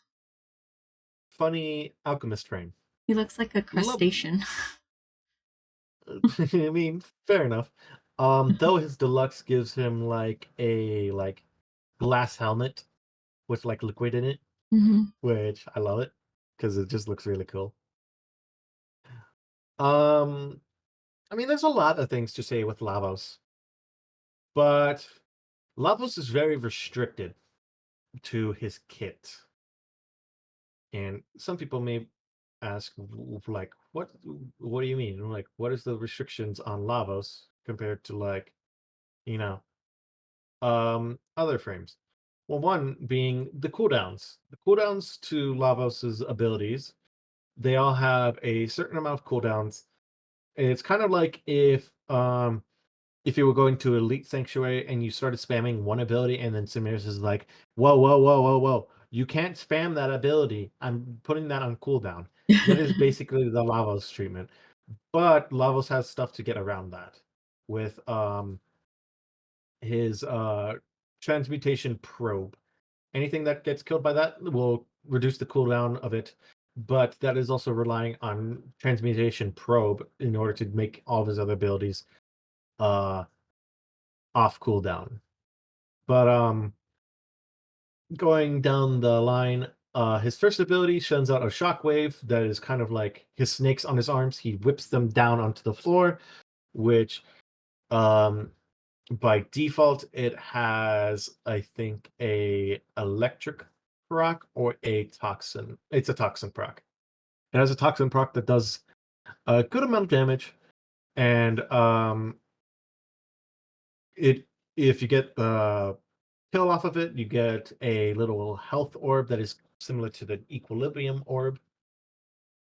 Other than that, it also does just 100% status, and gives melee finisher vulnerability at 100%. But also holding the ability, or I should have also mentioned this earlier. The other thing is his passive, where he can hold to imbued abilities to combine into like different types of statuses. So, like if you would hold his 1 into and hold his 3, he would make corrosive and so on and so forth. But a lot of people use corrosive for most things. Vial rush, which is he goes zoomies, throwing vials behind him, leaving behind cold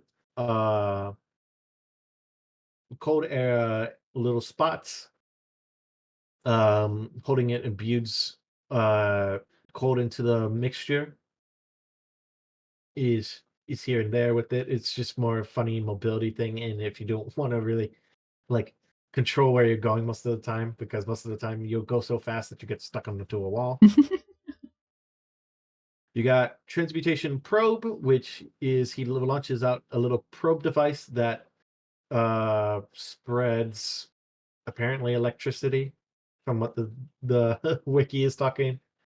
But it is his bread and butter for reducing cooldowns per enemy being affected by a status, and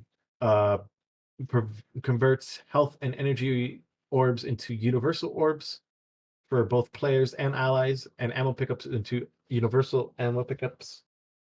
Really good ability if you want to get everything off of cooldown, and as well as to spread a lot of statuses on enemies too.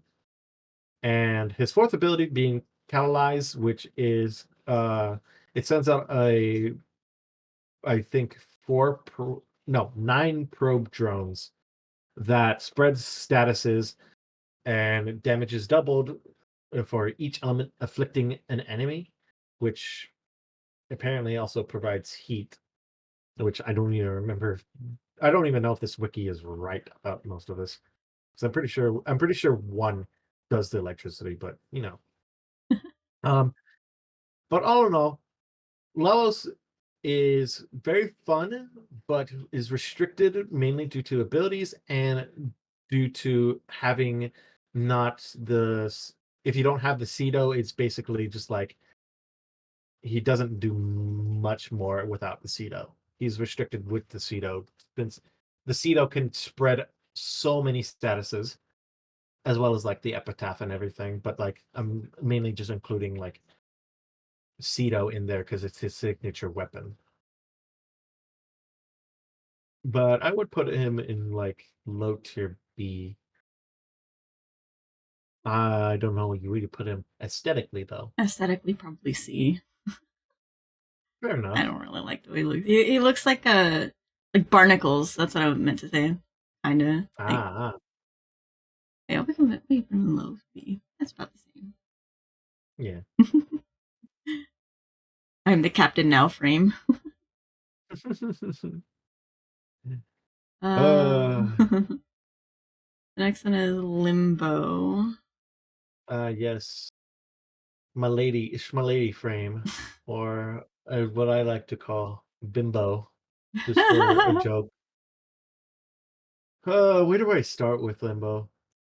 Like, I know Limbo has a lot of uses, and most of the uses that he is used for is trolling. That's what I But not hear. as Yeah. it's not as bad because I rarely see a Limbo player nowadays, unless it is like playing with someone who knows that they're being a quote unquote nuisance when it comes to doing that. Because the main reason why Limbo is used as a troll frame is either because of his cataclysm, which puts a stasis bubble around him. He's a better Frost, as he can, like, his bubble doesn't block people from shooting enemies, but that doesn't mean that any enemy that's trapped in the bubble is like damageable, like, regardless.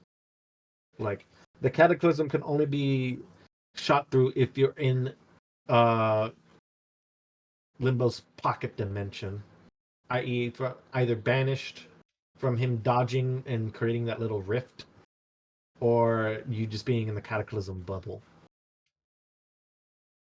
But going based off of abilities, we got banish, which is the rift, putting them into that little Limbo's world, which eczema enemies literally just say fuck you and just shoot you regardless if you're in that area or not. You have stasis, where it freezes enemies while in rift, which honestly is it's a really good crowd control ability. We got rift surge, which surges nearby rift bound enemies with rift energy. When killed, the rift surge is transferred to nearby enemy outside the rift. Surge enemies that leave the rift perform a radio banish. I rarely use that ability, but I know it's really good for crowd control if you just banish most enemies and then, like, kill more enemies to just banish them. And then Cataclysm, which is the bubble, which, that's weird that it does blast damage on, like, trapping them, and then, like, rift transition is impact. Like, huh? But Limbo is mainly given the bad rep of just being like, yeah, you're going into rift now, you can't do anything, type of thing. And the only experience that I had as of recent was when I played with Naren and someone else who ran Limbo and purposely made Deviri like take an hour longer, which kind of made me in a snooze fest. I couldn't really play a frame, and most of the enemies that would be trapped would be in that Cataclysm bubble. And I was just like, okay, well, now I gotta go into the bubble to go kill this enemy. And then there's more enemies outside of the bubble who have not even been rifted yet, that I have to go outside of the bubble, kill that enemy. And it was just a whole snooze fest, and I literally got bored. But I want to say, in Limbo's whole, like, usability and viability, I want to say he's in the high tier B. But due to trolling capability, it is not putting it into A. Because sure, he has his uses. He even has a use for spy missions. Because, like, while in the Cataclysm, you don't trigger our alarms. And you put everything into stasis. They can't move unless it's specifically Grineer or Grineer drones, where the initial, like, damage impact will trigger it. or nullifiers just preventing you from doing anything. But he is good for spy missions. That is for certain. It's not as good as I thought.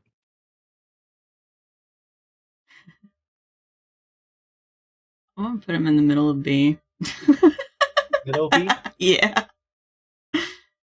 He's like Fair not enough. even aesthetic at all. I mean, he's just milady. Yeah. Mhm. Next one is Loki. He looks like a ram. Loki. What can I say about the first boy? I mean, in all honesty, I'm gonna get to the nitty gritty of it. Mm-hmm. Is invisibility is what it is. He just turns invisible. Mm-hmm.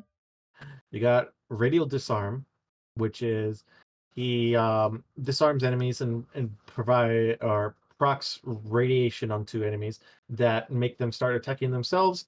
If not that, I think that's also like an augment. I think I could be wrong, but radial disarm, just really good for disarming enemies, making them more prone to just melee you out of anything. Twitch teleport, which I mean, that's just what it is, and decoy, which is also that's what it is. Loki has a small like fan base that I know of that is still prone to using Loki. He's a way better Ash in some sense, with just being invisible for a lot longer than what Ash is when it just comes to like a few seconds. Um, Aesthetically, I do like Prime, and he has a really cool like skin that gives him like devil horns. But I don't really see Loki played as much. Yeah. Besides, like, if you're wanting to do like something, I don't know what that thing would be. I think But base wise, he's very average in aesthetics. mhm. Yeah. So I'm gonna rate him a low tier B, Okay. just because there's way better stealth frames and just things that do way much more than what Loki does. I never really liked Loki till I realized you control the Grineer in the Formian core missions. Or You Formian can? core missions. Oh, the hijack one. Mm. Okay. I mean, fair enough. Next is Mag. Now, Mag is a lot in the ringer. Like, from going to like one of the worst frames back then to one of the best frames in Mm-hmm. this whole like thing. Um, but going through the list of abilities first, we got pull, which is Mag stuns enemies and then pulls enemies to her in a kind of like a vortex manner, uh, which applies magnetic damage, but is also good if you're doing a greedy pull thing, where if you want resources too, you can just greedy pull it to you. You got magnetize, which tapping it encloses an enemy in a magnetic field, which makes bullets magnet towards them. So it is just in an infinite loop of circling around that enemy, and any enemy that's just in there just gets hit by the bullets. But also holding it surrounds Mag herself in a magnet field that absorbs range attacks and reflects it back to enemies. It's got two uses, but I mainly see it used with just the tap function.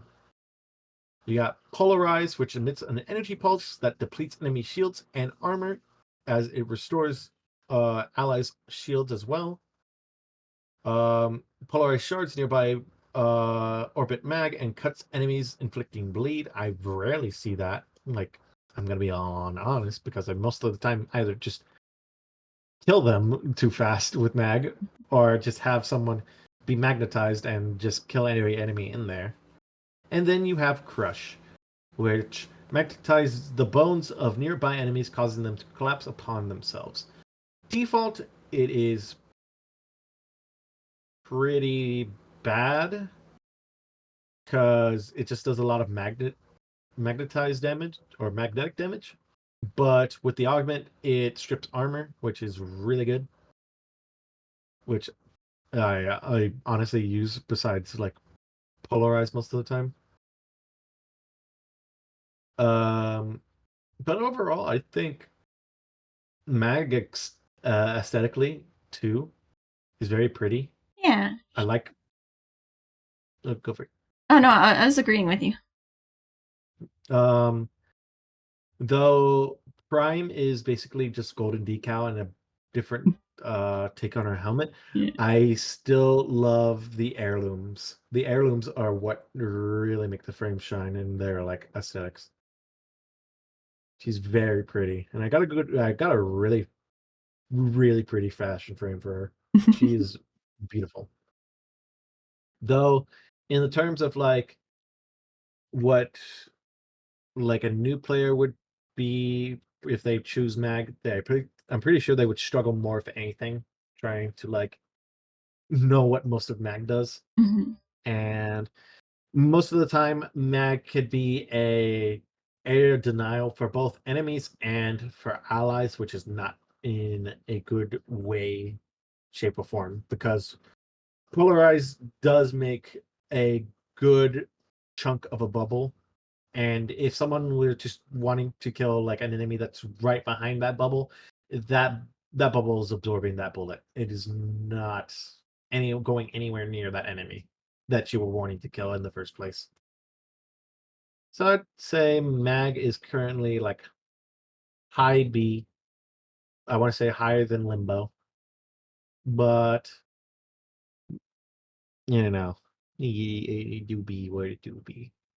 Yeah. But what would you rate her aesthetically?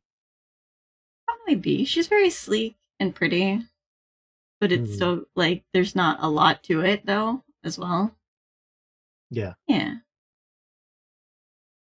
Yeah, yeah. It's just be in front of limbo. In front of limbo. Yeah. Yep. Okay, I know a lot of people have been waiting for this one. Well, you're still my little pog champ. Next one is Mesa. A funny cowboy gunslinger. We love, or cowgirl gunslinger. My bad. Yeah. But Mesa, there is a lot to talk about with Mesa. A lot of good things. A lot of good things. Not anything negative like Inaros. But currently, Mesa in her whole ability kit and everything. We got Ballistic Battery.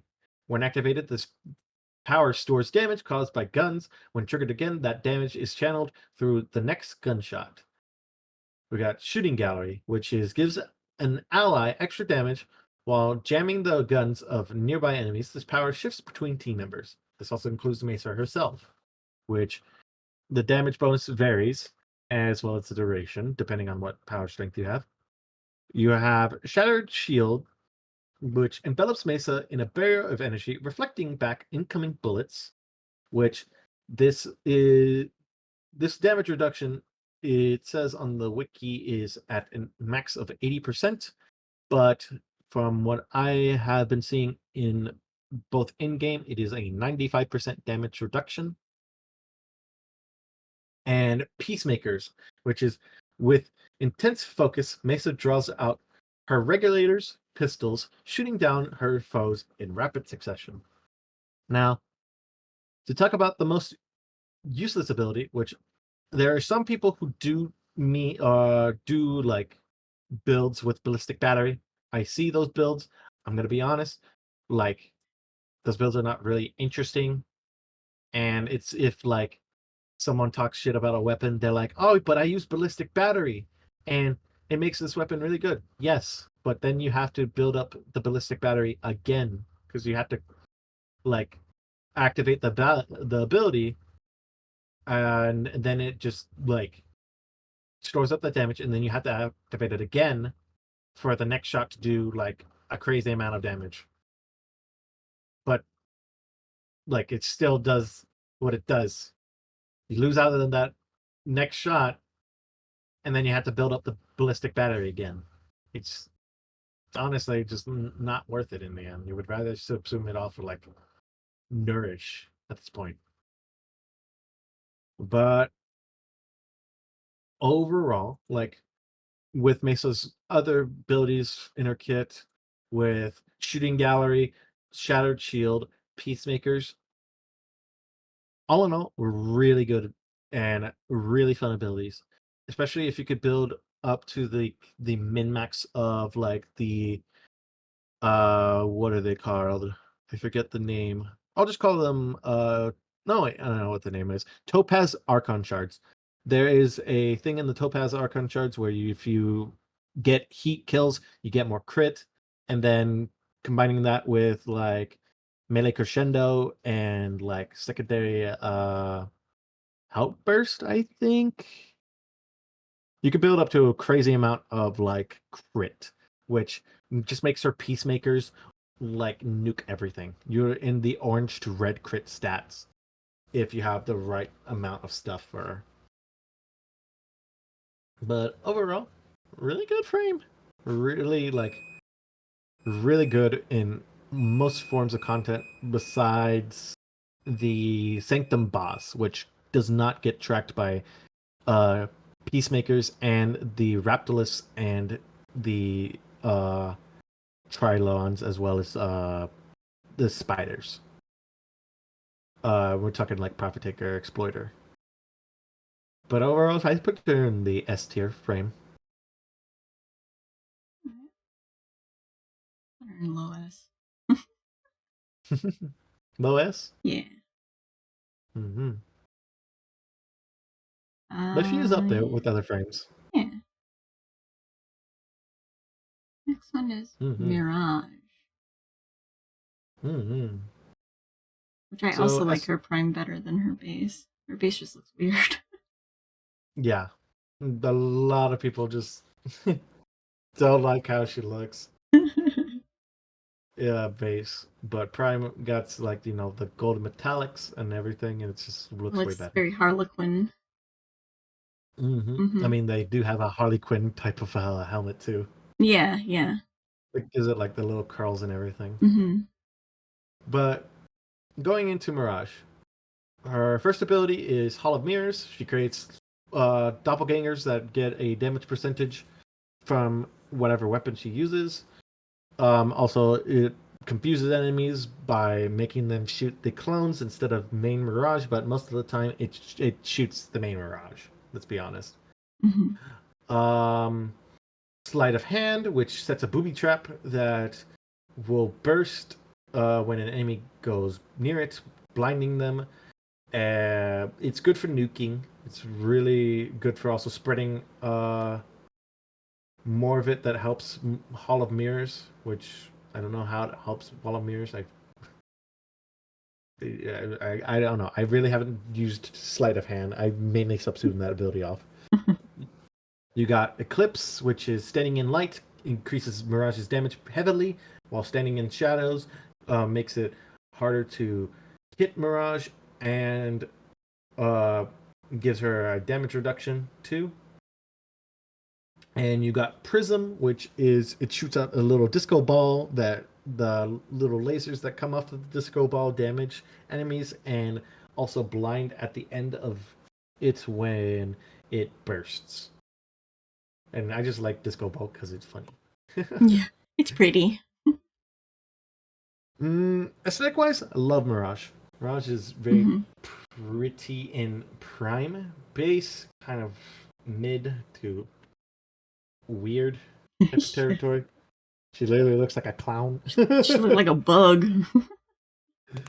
But in my whole thing of playing Mirage, I honestly find Mirage boring. She is in the case of where Inaros is at, but has a lot more use as more use than Inaros does.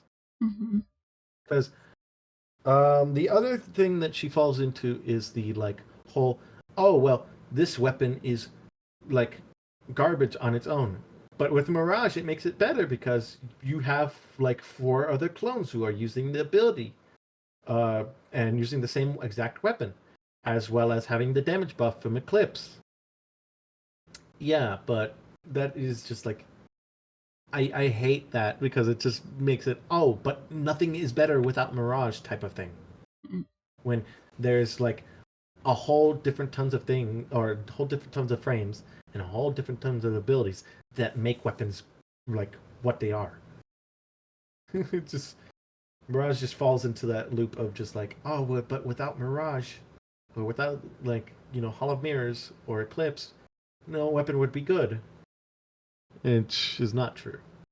But I'm gonna rate her in a B, higher than Frost and Chroma, but not higher than Harrow. I just find her too overall boring to play as. Oh, here. Oh, sorry. There. Mm-hmm. Yeah. Yeah. Yeah. Next up, Necros. Necros. Funny, despoil boy. He's Funny, very I summon edgy. in the dead. Very edgy. A very edgy boy. I'm gonna speed along through abilities too, so I'm just gonna go through mainly just like what they do in a short term. Mm-hmm. So Soul Punch. You just punch their soul. You punch their soul. Which damages anything else in its path. You got Terrify, which puts enemies into fear and reduces armor. You got Desecrate, which is extra loot at the cost of your energy, but Despoil makes it into health. And Shadow of the Dead. You summon the undead after killing them, and they are there for a certain amount of time and before they die. So, main thing here is 100% Soul Punch is subsumed. I'm going to be honest. Shadow of the Dead is really good just for health tanking and having enemies, do some work for you if you have high duration, high strength, so they don't die as quickly because of just it's a short period of time of how long the Shadow of the Dead is. Desecrate, just the OG like loot type of thing, as well as if you're doing secure Electa plays, you could get some credit multipliers out of that too. And Terrify, I mean, if you want enemies to be running away from you in terror, like, cool, but that's not really a good thing when it comes to like high-end game stuff, where in survivals you need enemies to come to you, and if they don't come to you, I mean, I guess I die. But overall, Necros does have a really cool like appearance. Mm-hmm. But it's the edgy appearance. But Prime is really like edgy, but like it's got like the cool aesthetics of Fear into it with like the golden metallics and everything and the longer like danglies. Yeah. But I would put him in a higher point in high B in front of Mag, if anything, because of his uses. Yeah. But he just not hitting the bars with like Chroma, Frost, Mirage, or even like Harrow. Like he's just mainly there. But he's the original loot boy. Loot boy. Mm-hmm. Next one is Neza. Neza's pretty. I like Neza. Yeah, I really do like Neza, or what some people like to make the joke of is femboy frame.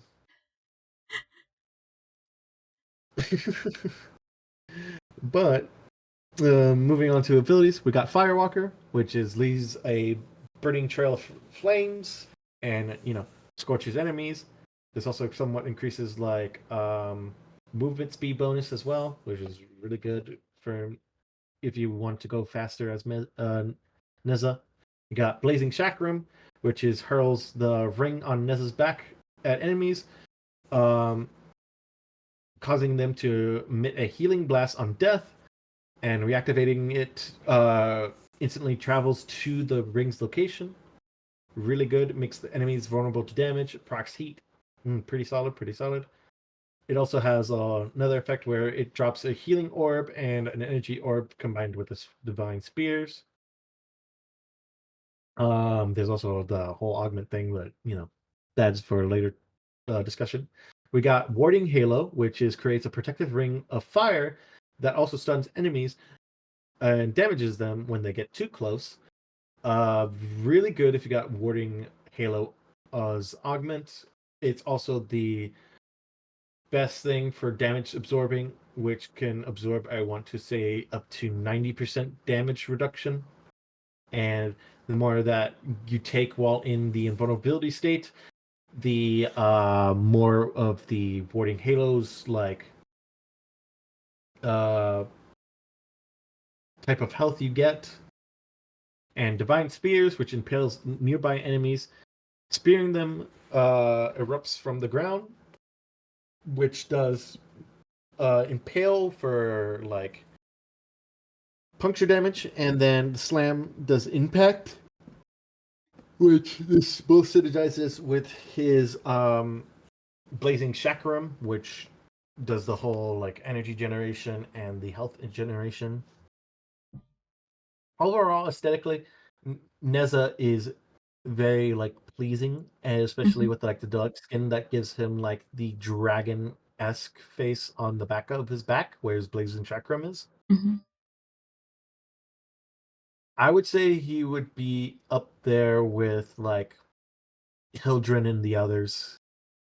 Higher than Excal and Ember, though not higher than Ivar due to Ivar's like Usefulness, nuking yeah. capability and useful. Yeah. Yeah. Okay. Next up is Infested Nidus. Boy. He looks like a corpse. I mean, I think that's the point, but he's just made out of infested flesh. gross. Though Prime, what do you think of Prime? The Prime looks cooler. Still looks like a corpse though. No, his mutation, when you get mutation stacks, because the difference between the two is the mutation. For mutation for Nidus, it opens up those little like horn type things that are attached to his helmet. Yeah. That are like covering his eyes. It opens those up. While the Prime version, it gets a bit like fuzzy. He gets like a locks of hair for his head, which I like that. I really do like Nidus's whole thing with that stuff. Yeah. But main gimmick with Nidus is mutation stacks, where if you build up mutation stacks, you can cast abilities. But one is not requiring mutation stacks. It just builds up mutation stacks, which getting to a certain amount of mutation stacks, you'll be put into the undying state, which will prevent you from taking any damage and heal a certain amount of time. I really do love that. I really do love that undying state. But his one sends out a little like spike wave, which deals damage, builds up stacks, and you get 25% energy refunded per hit, which can strike multiple enemies, which can basically just give you all of his energy back. You got Larva, which is the second most subsumed ability behind Cores and Snare, which groups up enemies with tendrils, latching onto them, pulling them close. You got Parasitic Link, which binds an enemy or an ally. Binding the enemy gives you damage reduction, while binding an ally gives them a strength bonus for a certain amount of time, which is also just good for like tanking most of the stuff. And you got his 4, which is Ravenous, which summons in a lot of infested flesh from the floor, which also spawns in maggots, which the maggots go off to other enemies and, either latches onto their face to crowd control, and the explosion from the maggots also gives mutation stacks as well when they get kills, but also provides a health regeneration for when you're on the infested flesh. Mm-hmm. Overall, I want to say Nidus, both aesthetically, is what he's set out to be. For like aesthetics, he's just an infested frame. Yeah. He is just, the quote unquote undead but brought back to life as a zombie type of thing. But overall, I want to say he's way better than what currently in Naros is, because his whole kit is used regardless, unless you want to like subsume off like one of his abilities for a better heal. Mm-hmm. But that means you would lose off on like some other stuff, like if you subsume off his 4, you subsume off like the maggots and the whole floor flesh that heals and all that other stuff. Mm-hmm. But I wouldn't say he is a high tier B. Past Necros, past Roma, because he could tank really good since he is like Inaros with the whole thing of just health, no shield type of thing. But aesthetically, where would you put him? Probably with Necros, because even though Necros looks what is it called? Edgy. He also looks like a corpse. Pretty much. I'll put him here with Necros. Mm-hmm. We can be buddies. Okay. Next is Nova. Yeah. We got Nova. All about that slowing down, speeding up the little atoms that Nova summons. Portals that they could summon, and as well as the little sphere that they can summon as well, that if you shoot it enough, it will deal damage. So we'll go back down the basics. We got Null Star, which just creates antimatter particles that orbit Nova, seeks nearby targets. There is a damage reduction thing, 5% for each Null Star, but it is just Null Star. You got Antimatter Drop, which launches a contained particle of antimatter that will detonate upon collision, which slowly makes its way towards anything, but it absorbs damage, and the more damage you build up, the more it nukes. You got Wormhole, which creates a wormhole that, is just a portal to one end to another. It can either be used for good or it can be used for bad, which the bad is just teleporting people back to a certain place if you place it just the opposite direction of where you're going, where extraction is. And then you have Molecular Prime, which primes all enemies in a radius with antimatter, either slow or speeding them up, which makes them either easier to kill or, just a thing to like slow them down even further if it's like a defense target, or you don't want them to go into like an interception point. Aesthetically, for base Nova is kind of boring. Yeah. Prime, I like the whole like space look to it, / like I want to say starry look that Nova gives off. But just base Nova is pretty boring. Yeah, base Nova is pretty boring. The Prime looks good. But yeah. I'd say I would rate Nova both for aesthetically and usability. I want to say low tier A because a lot of people still use Nova Mm-hmm. compared to like most frames nowadays. So low tier A for me. I'll put her after Hildren. And she's kind of Yeah. boring. Fair enough. Fair enough. Yeah. Next one Is Nyx. Yeah, Nyx. Nyx. Oh boy. Okay. So Nyx is also in the whole spectrum of most or least used frames. I know there's Mhm. some people who still use Nyx for like interception, with like chaos being like a thing where, you know, just having enemies fight against each other, or being confused of like shooting at the hologram of Nyx that's placed in front of them. Yeah, that type of thing. Like Mhm.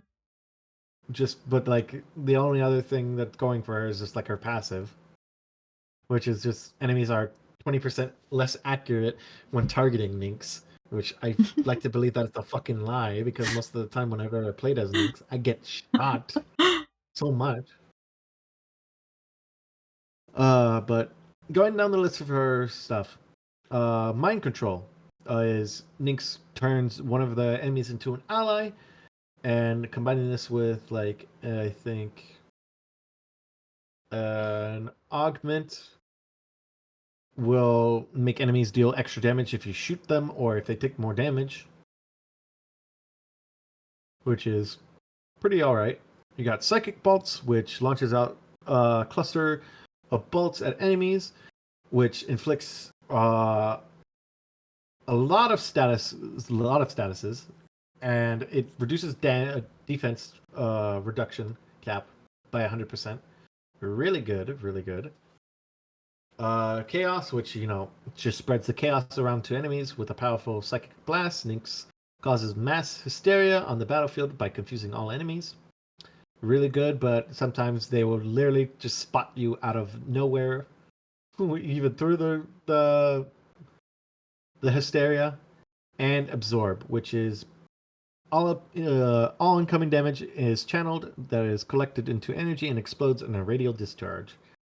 It is, I want to say, a low budget version of Equinox's 4.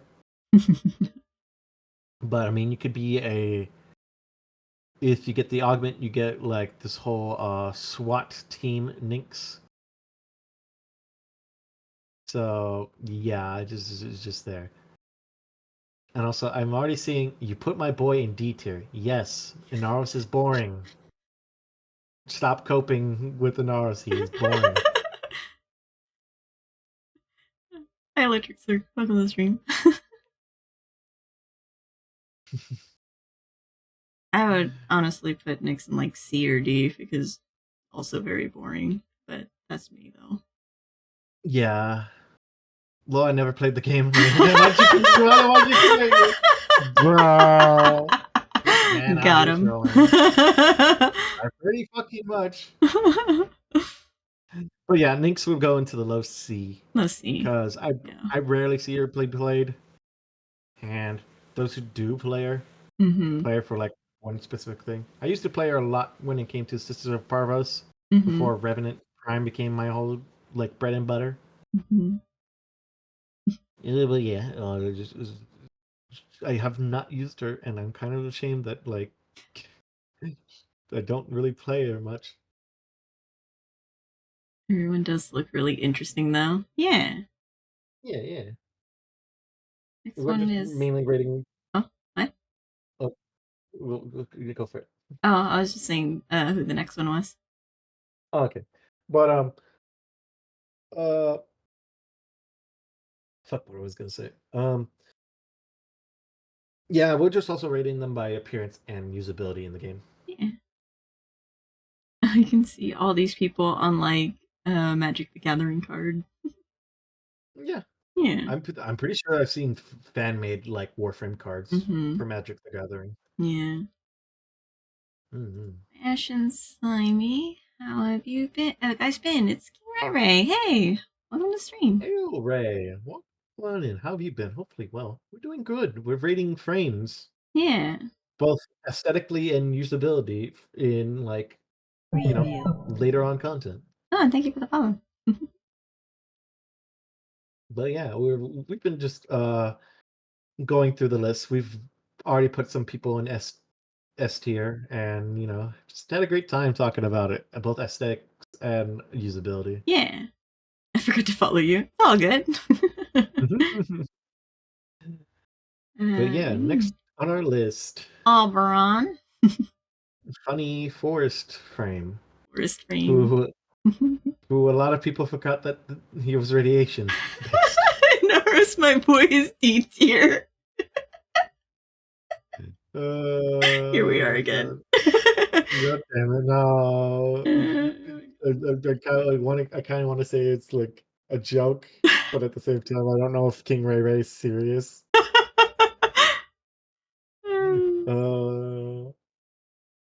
But yeah, Oberon. Running through a little bit of Oberon.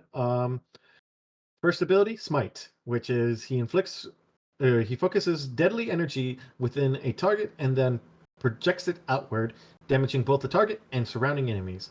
So he makes enemies go boom, and then bolts of radiation go and target other enemies. You got Hollowed Ground, which is he sanctifies the ground before Oberon with righteous fire, inflicting damage to enemies that stand in the flames. The other use for Hollowed Ground is that it also provides status immunity with anyone who is standing in the Hollowed Ground, which is great. It's very, very good. But it also inflicts radiation to any enemy that steps in it. You have Renewal, which is healing waves of energy flow outward from Oberon to his allies, regenerating health over time, and as well as giving an armor buff and an initial heal upon cast. And then you have Reckoning, which is quickly lifts enemies into the air and then hurls them down with Conviction. Enemies who succumb to this power have a high chance of spawning health spheres. I have, funny enough, not seen that happen. But it gives an armor reduction, it deals damage, and it also gets extra damage with Hollowed Ground being a thing as well. Aesthetically, how are you liking Oberon? I would probably put him in like an A or an S. He looks freaking cool. especially his prime looks like super cool. Mm-hmm. My main opinion about aesthetics for both normal and prime, I do like normal. I like his helmet. There's an alternate helmet that I think I liked as well, but prime, prime's iffy for me. You don't like the bull aesthetic?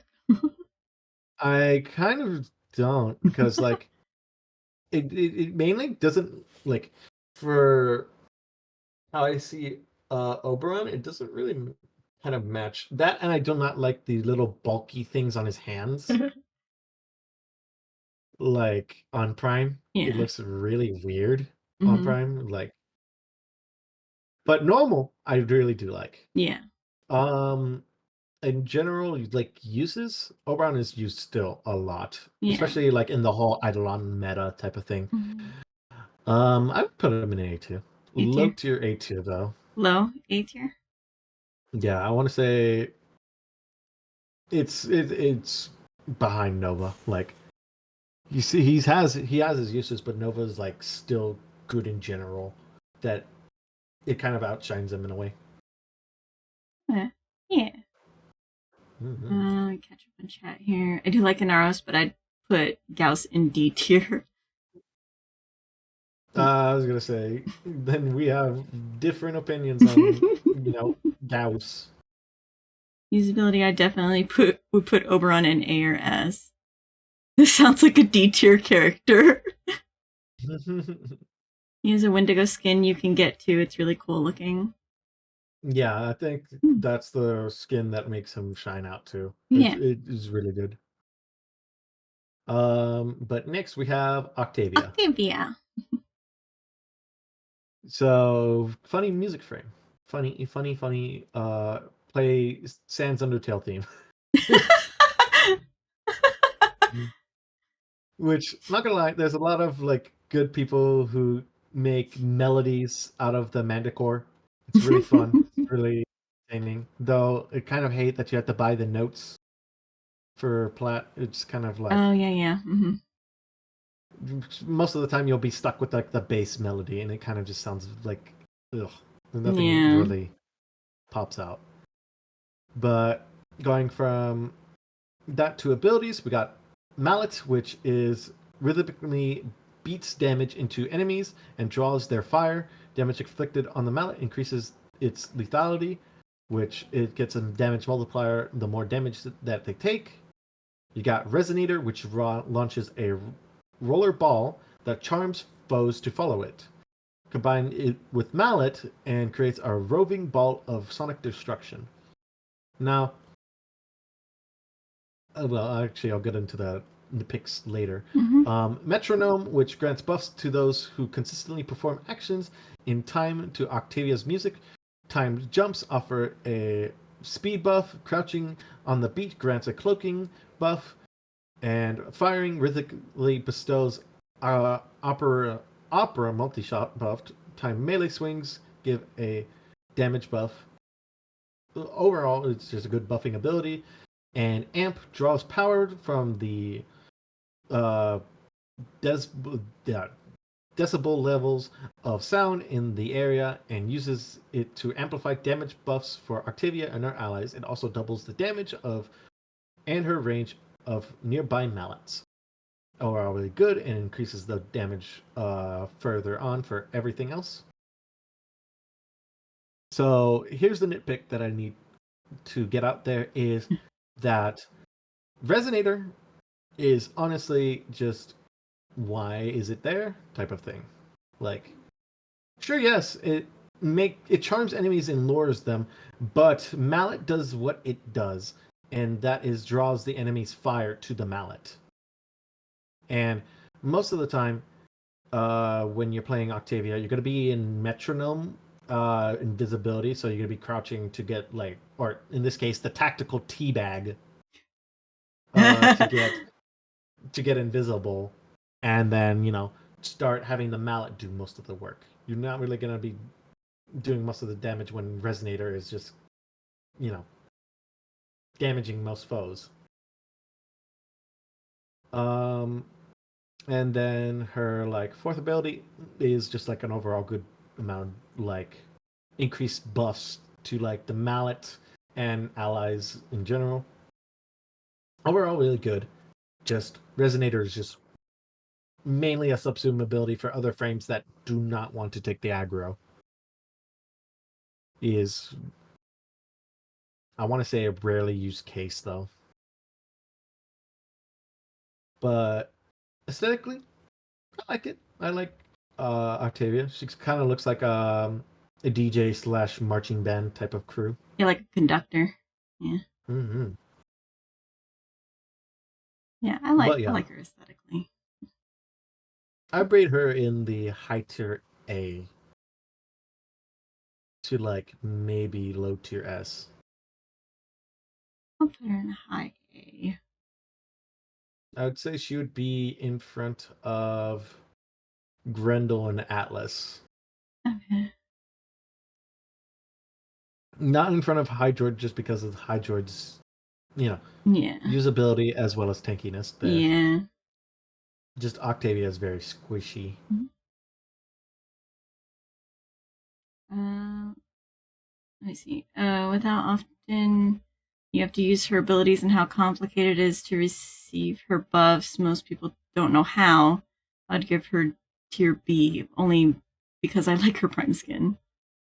Resonator makes enemies to drop their guns. I have not seen that. I'm going to be honest. I've just seen enemies more likely track onto that Resonator and only stayed on that Resonator by default. Mm-hmm. But yeah, I'd say she's one of the higher tier frames. I wouldn't say she was like B tier because a lot of people still use Octavia I see. I in see where most you form use. of content. But yeah, on to the next frame. Next one is Perodia. Protia, very engineer-esque frame, I want to say. Yeah. But going through her abilities, we got Grenade Fan, which she throws out 3 grenades in an arc, which tapping it is just a shrapnel vortex that creates slashing, staggering swirls of shrapnel, and then holding it does shields, which will hover around enemy or not enemies, allies or herself, providing a shield generator for a certain amount of time, and breaks when shields break. It's overall good ability. We got Blazing Artillery, which deploys an artillery unit to blast plasma charges at enemies. Its faces each enemy hit increases the power of subsequent plasma attacks, so it could stack up to, I think, 12 times on the gun itself. Dispensary, which is just deploys a dispenser that generates 3 pickups after a short delay. Empowered orbs, energy orbs, and universal ammo packs. And then you got temporal anchor, which is Protea will drop a temporal anchor that after a short period of time, Protea will rewind, which records everything that she does and then returns it back to what it was originally before the temporal anchor was used. So like, yeah, let's say for example, I use temporal anchor and then I cast like all my abilities and then I like shoot off some of my weapons. I would then pull like what the like the whole thing with like Overwatch with the tracer type of thing, and then rewind back to where the original position was when the temporal anchor was active. So get a lot of, just benefits of casting that and then having everything basically be done, like all the enemies be killed and everything, and just be like, well, I didn't spend much resources on it, so pretty good type of thing. Aesthetically, I don't like default skin because her helmet looks weird. But I like the deluxe skin because the deluxe skin gives her like a fancy type of like small coat and a pretty looking helmet, which all color well. Where would you place her aesthetically? Aesthetically, probably average. It's like not pretty, but like not bad. Mm-hmm. Yeah. Would you say like the B? Yeah. Yeah, I would put her high tier B, higher than Mirage, Okay. because her playstyle is fun and just deluxe skin, just pretty. Yeah. Where is Zazu? He is at the very bottom. He's right next to Wukong. Yeah, he's at the bottom. It goes by alphabetical order, but we're close. I'm trying to speed it up here when it comes to like it's all good. My somewhat ranting. It's all good. But next on the list is our boy Revenant. I would put him in S plus. He's cool. He is cool. He looks cool. End of story. I mean, in all honesty, he is going to be rated S regardless. Yeah. Just because Revenant's used a lot. Yeah. But going through the abilities, we got Enthrall, which converts targets into a Zealot Thrall, which fights along Revenant's side. And when they die, they leave a damaging pillar that converts enemies as well as, and also the whole thing with what's it called? The enemies even dealing damage to like normal enemies will enthrall them, as so you don't really have to cast the ability multiple times. You just need your converted enemy to shoot anything. You have Mesmer Skin, which becomes enveloped in sentient energy, which redirects damage and stuns all those who dare attack, putting them to sleep. Stunned enemies can be enthralled at no energy cost, which is really good. Mm-hmm. You have Reeve, which is dashing through enemies as a wall of sentient energy, leeching shields and health from any encountered, enhanced for thralled. The other thing is that this also provides a mesmer skin charge when it, I think, kills an enemy or it goes through an enthralled enemy. One of the two. Mm-hmm. And then you have his fourth ability, Dance Macabre, which is Spirit erupts fingers. with a multitude of Eidolon energy beams and sweeps a circle of death around Revenant. The beam will modify their damage type to the target's selected defense, while incoming damage is redirected back into the beam, pulling fire to boost status effect and damage at the cost of increased energy consumption. Thralls killed by this leave overshield pickups, which I didn't even know that left overshield pickups. Mm. That's cool. But yeah, both aesthetic. Revenant's really really cool. I Yeah. like the whole like mini Eidolon type of thing Yeah. that he gives off. But I also just love Revenant in general. So kind of a bit biased. I am too. um, Prime amplifies that, especially with the new, more bulkier type of thing, as well Mm-hmm. as the more metallic stuff. Yeah. And adding the deluxe helmet to that whole setup, chef's Mm-hmm. kiss. But yeah, I would say Revenant's in the higher tier Yeah. of S. I Yeah. want to say in front of Baruch, but not in front of Gauze. Okay. As much as I wanted to put him in like the very first slot of S tier. Yeah. I have to place him here for a second. Yep. But yeah, there he is, Mm-hmm. the boys. There he is, the boys. Mm-hmm. Next up, Beetle Daddy. Rhino. Would be funny to put Saku next to Inaros just for the meme. Also, King Ray Ray left, so Yeah. I figure he's probably gone by now. Yep. Yeah, Rhino is next. Yeah. Yeah. But yeah, Rhino. Where can I say? Rhino's an OG like tank frame. Mm-hmm. Going through his abilities though, we have Rhino Charge, which is Rhino charges towards the target, clobbering any in his path and going his victims. Pairs well with an augment for Iron Skin, which Iron Skin also Rhino hardens his skin, insulating himself from all damage, which is really good now because of the whole Overguard thing. You got Roar, which grants all nearby Warframes increased damage for a short duration, and Rhino Stomp, which Rhino stomps with force sufficient to disrupt time, tumbling enemies around him in stasis. Rhino is overall a really good tanky frame. I want to say better than any other. Also, is this? Don't worry about it. Yeah, thank you. I was gonna say. Don't worry I about was it. looking at that. But overall, Rhino's a good tank frame. He's a really good damage frame too. I would say, if anything, like he is up there.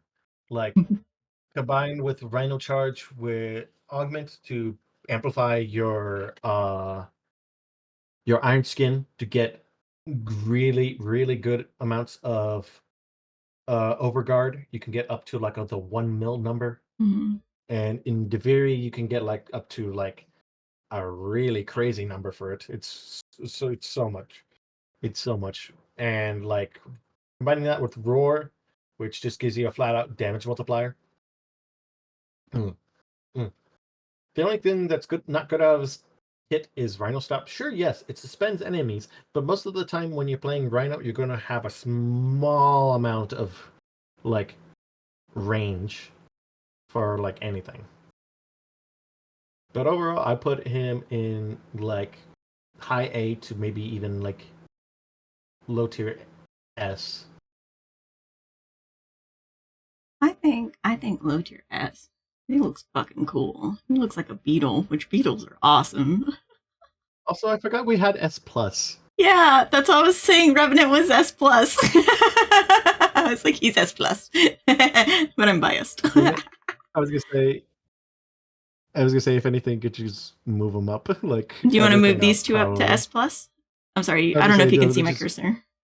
I can see your cursor, but I mean, Okay. like, move everything up a tier is what I'm Wait. meaning. Which ones am I moving? I was gonna say, just put like everything that's in S tier into S plus tier. Yeah, we'll do this. Like, we can fix this. I think you could actually just push the arrow up button and then rename it. Oh, you want me to just move every? Wait, what? Yeah, just move everything up a tier. So I think you just push the arrow and it should move them up. But that would put Inaros in C, right? No, we could keep an R still. He doesn't have to move up. But everything else can, because I forgot about the S plus tier. Okay. Let me see. Why don't I just... Oh, I'm fucking it up. Hold on. I was gonna say it's fine, because then you could fix it. You could fix it by just renaming the tier. They're color coded. Color coded. Hold on. I can do this. Hold on. We'll do this. We'll move S plus down here. Change the color to purple, and then it's still... Yeah. Okay. Yeah, you can rename it, I think, in there too. Yeah. So this one was D.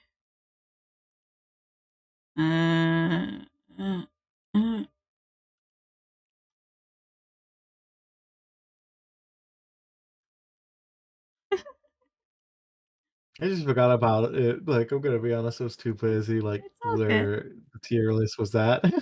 It's all right. It's hard to fit like the whole thing on screen, so it wasn't on screen for most of the time. So it's fine. Where's the plus button? Gosh. Also, there we go. I was gonna think I just wanted a funny bit of, can we just name D tier just Inaros? Just Inaros, just specifically for Inaros. There. Hi, Cole McCary. Welcome to the stream. Just Inaros. Just Inaros. But where did we put Rhino? We're putting Rhino in the S plus tier. S plus? Where in S plus?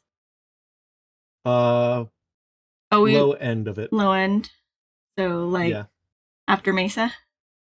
Mm-hmm. Damn you, and you're not letting me scroll up at the same time. Okay. Okay. Next on that list, we got is Bunny Spore Lady. Saren, yeah. Bunny Spore Lady. Yeah. Bunny Spore Lady, yeah. We're gonna just go on to it. We got spores, which is spores. We just put corrosive spores onto enemies, inflicting corrosive damage. Which used to strip armor. Not anymore, but with the Emerald Archon Shards, you can achieve that.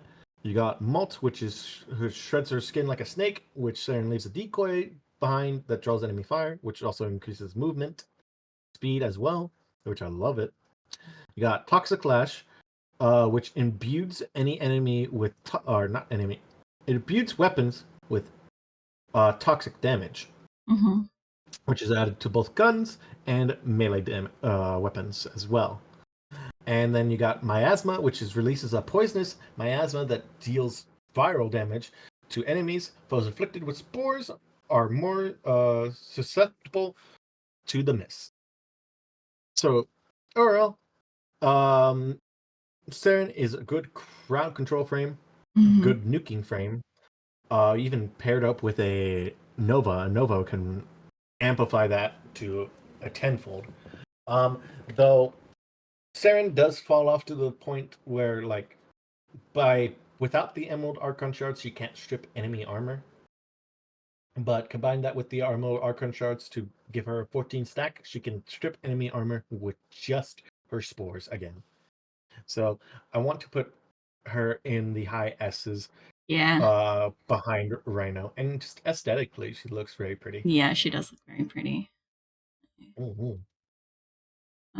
He said behind who in S tier? Rhino. Rhino? Okay. Specifically, her form makes Rhino's her an S spores. plus though. You said high S tier?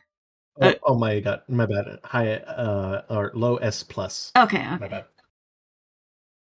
I just want to make sure. I was like, what? There we go. Yeah. Mm-hmm. Okay. Next on the list. Sevagoth. Funny Jojo frame. Funny Jojo frame. And Jotaro. Taro. So, going through the abilities. Which we have to somewhat cover a bit both of Sevagoth's and his shadow. Which let me see here. Let me see if it shows both of the things. It apparently While you're doing that, I'm gonna read chat a little bit. It's only a 5-second movement speed increase, but it's nice. Specifically, her form makes her spores do 4 times damage. Talking about Saren, yeah. Yep. So we're doing pretty good.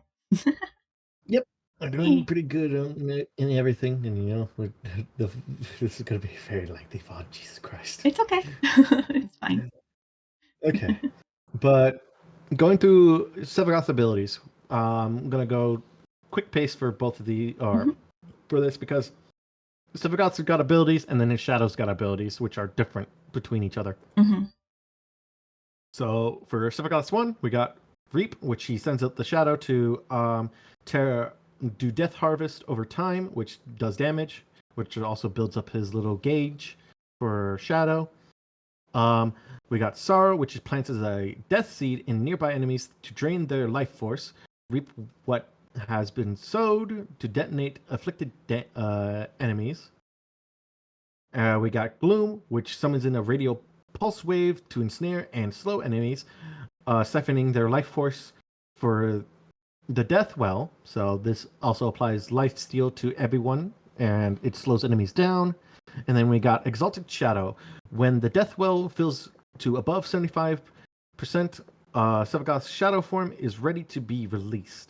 Tear the enemies sundered with a collection of melee-focused abilities.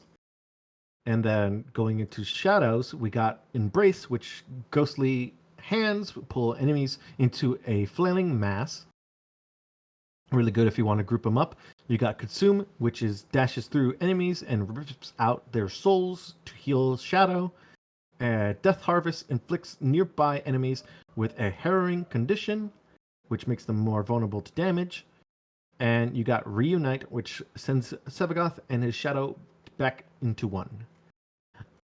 So this whole thing is Sevagoth is really good. He requires a lot of forma to make himself good, especially if you're going into the whole like melee play style type of thing, and then like also using shadow when you get your death well up and running. The other thing is he is very useful if you want to have a second wind when you get downed, because you'll go into a tomb-like thing, which will send out Shadow, and Shadow getting like 3 to 4 kills, probably even 5. I do not remember the time or the amount. But in that split second window, if you could get the kills, you get the self res off, and it's just really good in general. In Naros, but in mobile, yeah, pretty much, because 100% of the time, compared to Inaros, you'll be able to get the res off as Sevagoth compared to Inaros, where Inaros does just his second ability. But if it's against an armored target, you're not going to win that armored target as Inaros. Meanwhile, as Sevagoth, you're 100% probably going to kill that target with Reap. But overall, real good frame. I'd say I put him in like the high tier S above Neza. But aesthetically, how do you like him? I put him in mid S. Oh yeah, I mean that Mid-S? ends up being mid S, putting him in front of Neza anyway. So yeah, that's pretty good. Oh, I can do this. Ah, okay, I figured it out. No, in front of Neza. Stop it. Let's also not forget that beyond level 18, specifically level 18, enemies have too much health for Inaros to kill and leech enough life to revive himself with. Wow. It's like I knew he was low tier to begin with. The Fucking only love it here. redeeming quality Sevagoth had was when his shadow gave null element weapons, since Gloom can go anywhere, at least for me. Inaros Fair but enough. mobile. Yep, pretty much. Or his revive passive. Let's also not forget that beyond... Oh, you read that. Okay. Yeah. Yeah. But it's just Sevagoth is just a way better Inaros, let's be honest. Even if he has shields and everything, he's just better in just the fact that he can revive himself way better than Inaros can. And Nidus is just, oh hey, I got enough stacks. I cast Undying. Fuck you. I live for another day. That's great. Next is Titania. 20 Pixie Lady. Pixie Lady. Yes. So what is there to mainly say about Titania? Besides what everyone apparently likes to use as their bread and butter for like the whole Operation Gargoyle's Cry type of thing. And maybe here and there with Eidolon hunts. It's here and there. But going down the list, we have Spellbind, which enemies fumble their weapons as they tumble into the air. Nearby enemies become immune to status of, or nearby allies become immune to status effects. Pretty solid ability if you don't want to be inflicted by statuses. But I mean, that kind of doesn't matter if you're doing the assassination in the Sanctum, because he literally just says "fuck you." You got Tribute, which is cycle through and extract one of the 4 buffs when cast on an enemy. Thorns reduce incoming damage, Dust degrades enemies' accuracy, Full Moon increases companion damage, and Entangle slows enemies within range. All really good buffs, and Thorn reducing the damage that you take.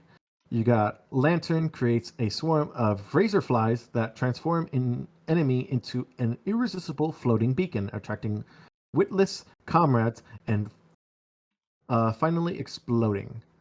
Really good if you don't want to be tacked on as Titania.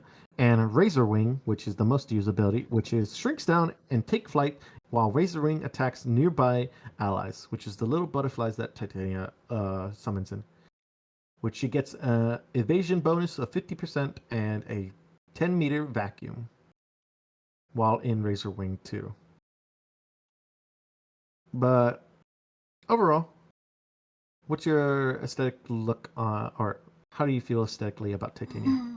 Probably no S high A. It's just so pretty.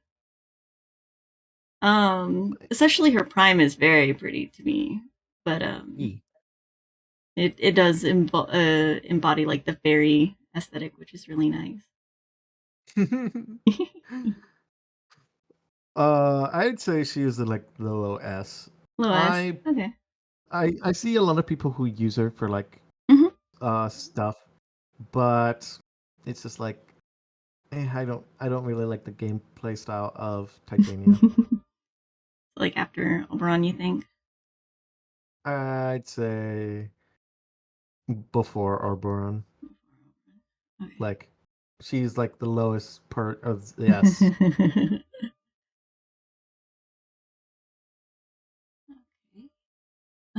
Next is Trinity. Hmm. Okay.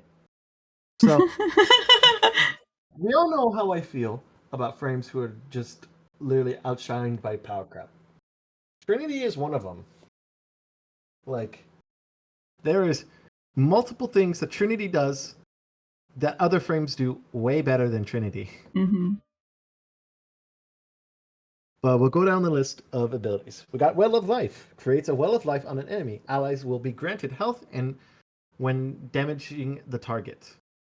Which I didn't even know that was a thing. But apparently it is. But she also has an infinite ranged lifesteal thing from the target, which is apparently a thing. I didn't even know that either. You got Energy Vamp.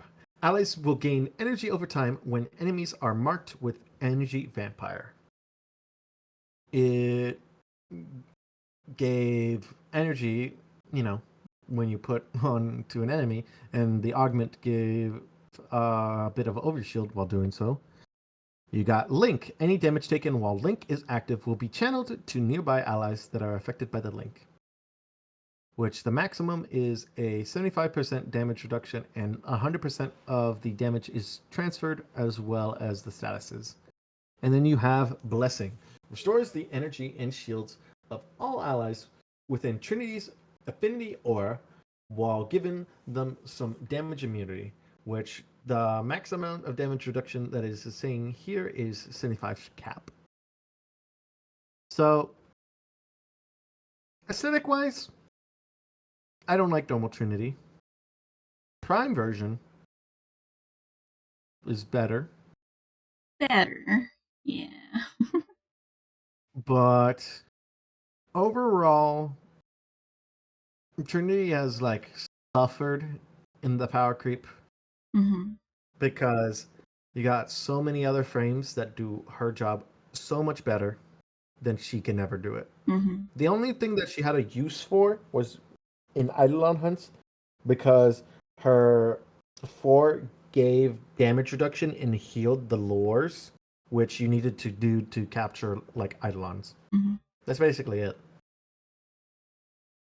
But even like Call Me Carries is also saying Trinity also received more nerfs than any other frame ever. It's like where would you even like find a use for Trinity at this point? Yeah. I wouldn't say she is as useless as in Naros, but I would put her at the low C You for think C? usability. But aesthetic, where would you put it? Probably like mid to low B. But C sounds just as good. Mm-hmm. It's just not that aesthetically pleasing. Over in C. Link to Nuke builds are still pretty strong. Yeah, but that also just leaves her the rest of her kit just untouched. She falls into an Inaros like syndrome of Scarab Swarm is my only used ability, and that is just for armor. My PC broke. I'm sorry, Sayumi. Open the stream though. Hopefully you can get it fixed. I hope so too. Yeah. Next one is Valkyr. Funny cat frame. Aesthetic wise, how do you like Valkyr? Kind of like mid, but like towards the higher end of mid for me. Because she does look kind of cool, but also there's not a lot going on either. Would you also say this for the deluxe skin too? I'm trying to remember what the deluxe skin looks like. The deluxe skin, she gets a lot of muscle. Mm-hmm.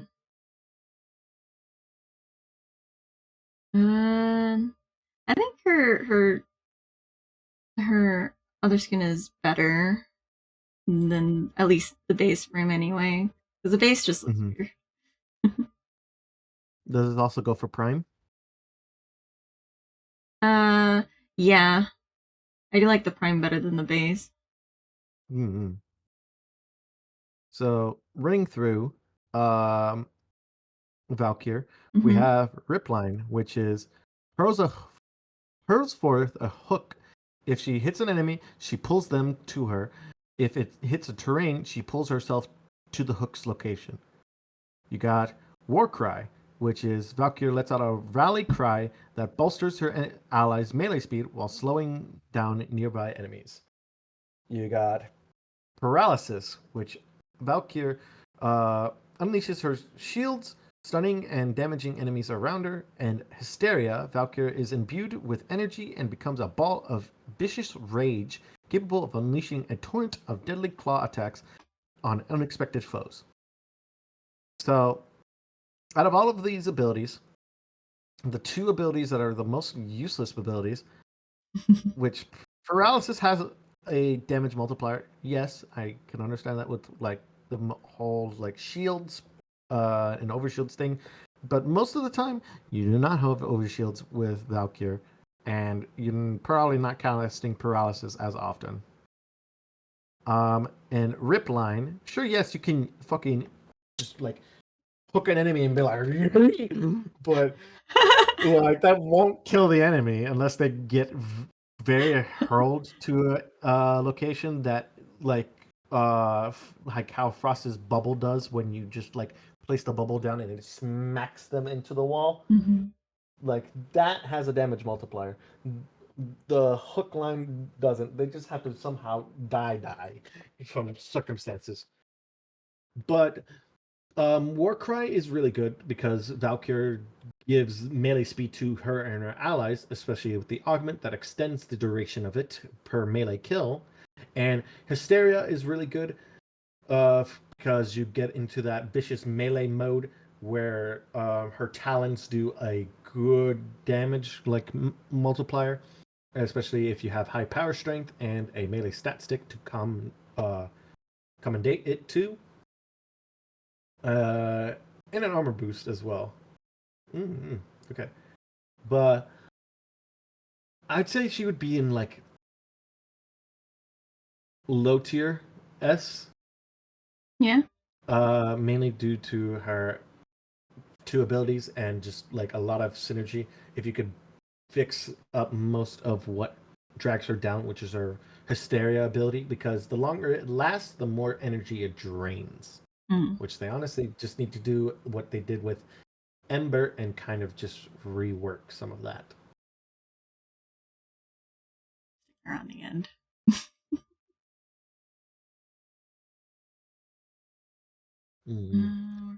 Oh, here's a question for you. Yeah. Why does Saren Prime have more armor than Rhino Prime? I do not know. I'm going to be honest with you, Chief.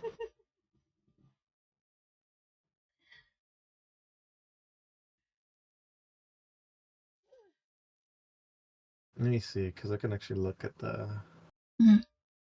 Saren Prime has 315, Rhino Prime has 290. It's weird. That is very weird. I don't know. Like, I couldn't answer you. It's a question for DE. Yeah. But I'm going to be probably 100% with you. Rhino honestly doesn't really need that much armor. Well, actually, he does for Iron Skin's multiplier, but I mean, in all honesty, you could just get that much armor from just arcanes and like steel armor, and just like also as well as like power strength, ironclad charge. There's a lot of stuff just to bump up that armor value a lot more. I just want to know where DE gets off nerfing armor mods, considering the only frame that gets an armor boost to justify changing the numbers to apply to total armor are Nidus and Inaros. I mean, it also applies to Frost and Rhino, because Rhino uses it for his Iron Skin due since it has a multiplier to how much of armor you have as well as the damage you take. And Frost is how much his bubble has, which also falls into the whole Iron Skin thing, where it has a vulnerability to how much damage it takes before it becomes a thing.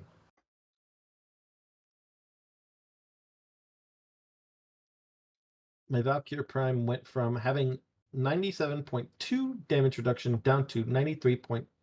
It's literally more than double the damage I took. I meant frames that gain armor on level up. I mean, fair enough. All right, I mean, welcome to the stream. Would that also include Corvex too? Because Corvex has like the highest base armor. I think the highest base armor.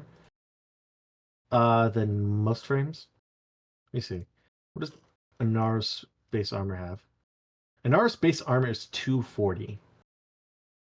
And Nidus is 350. Meanwhile, Corvex's armor, base value armor, is 875. Like, he is one of the highest tier frames that have like the highest base value armor. Mm-hmm.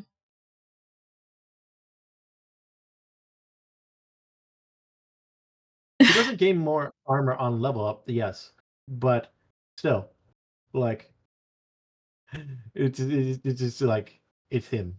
Okay, I was gone for like an hour and literally meditated and took a nap in time, and you still haven't gotten to my girl.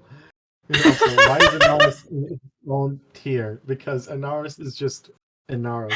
He's the worst out of the bunch.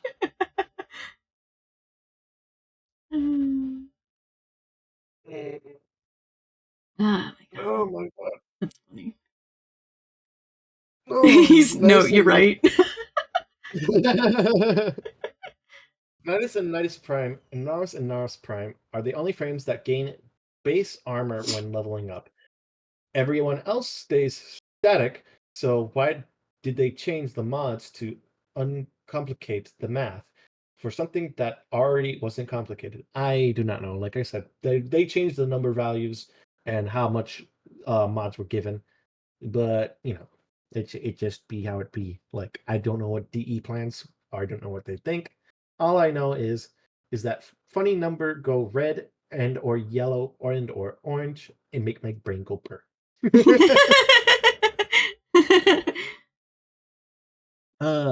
But continue on. Next frame. Balbon.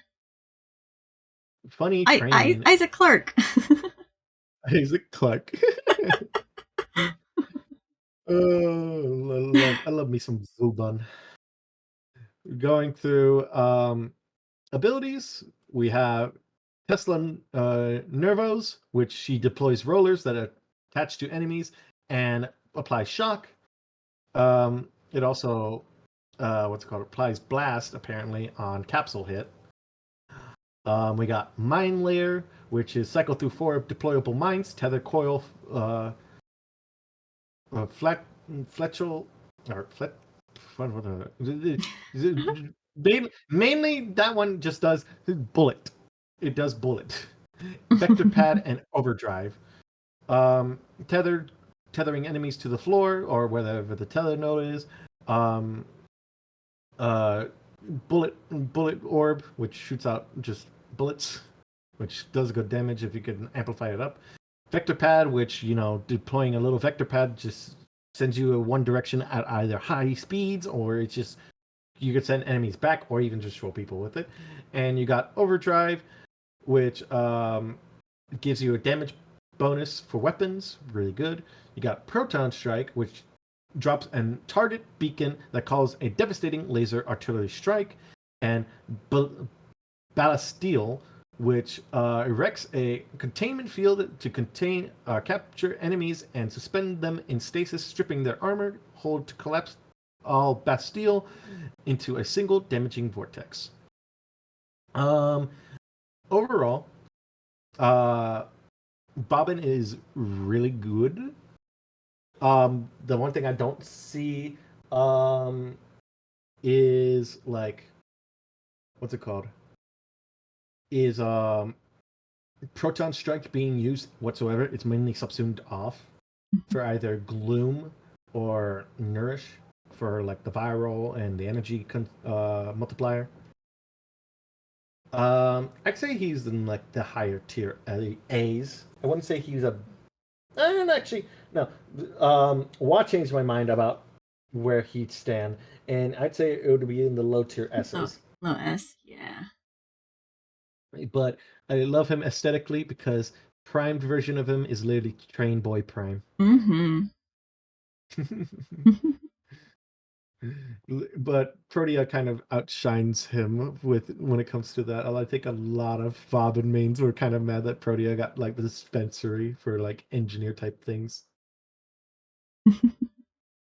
But you know, Train Boy beat Train Boy. Yeah. Protea is better with balls than Bobbin. This is canon. That is true. I mean, and to be fair, Bobbin juggles balls. Protea, like, you know, does tricks with them. I'm more entertained by Protea than I am with Bobbin.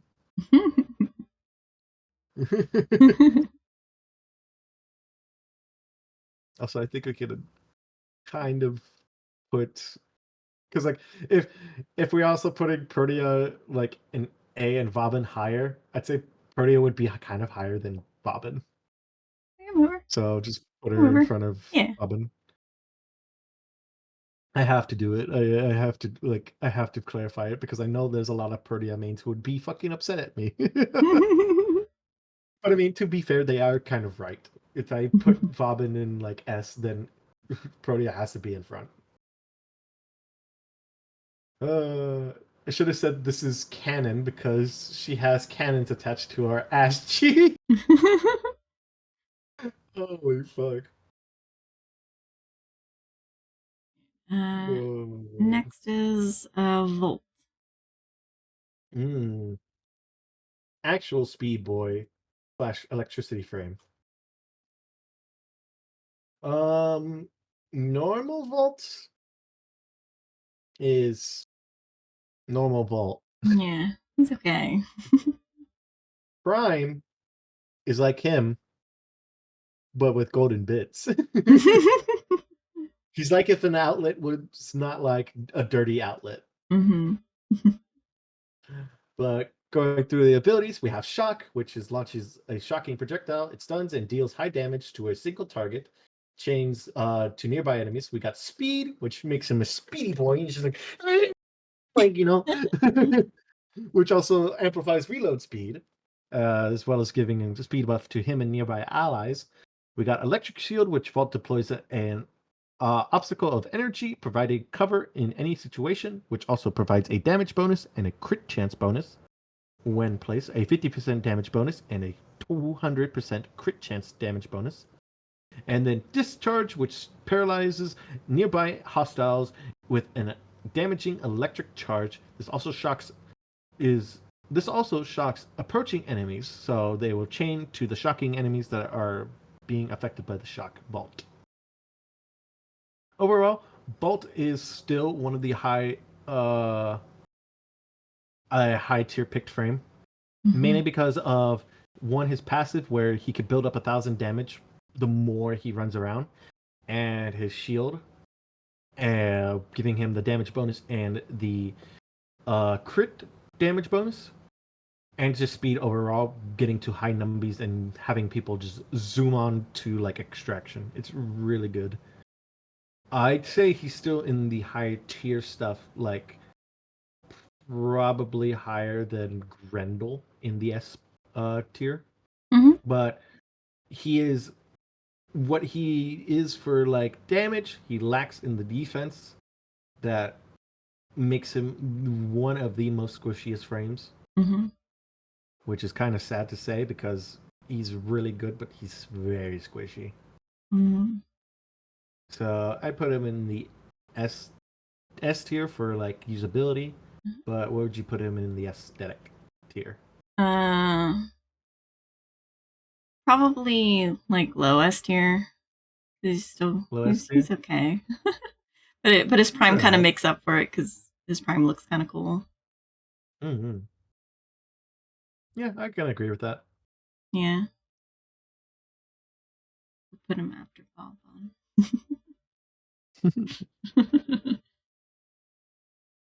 Oh boy. Okay.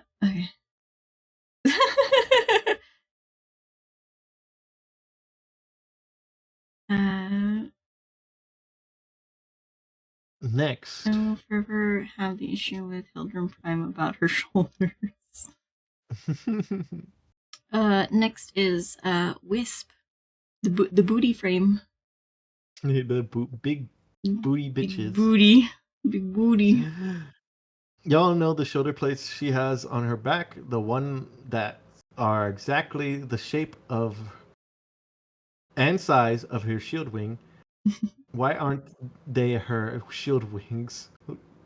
It would have been perfect attention to detail, but no, they do nothing. I mean, it's kind of just because of like, you know, she's got the thighs that save lives.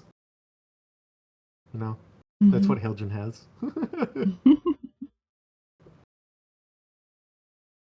But yeah, big booty frame.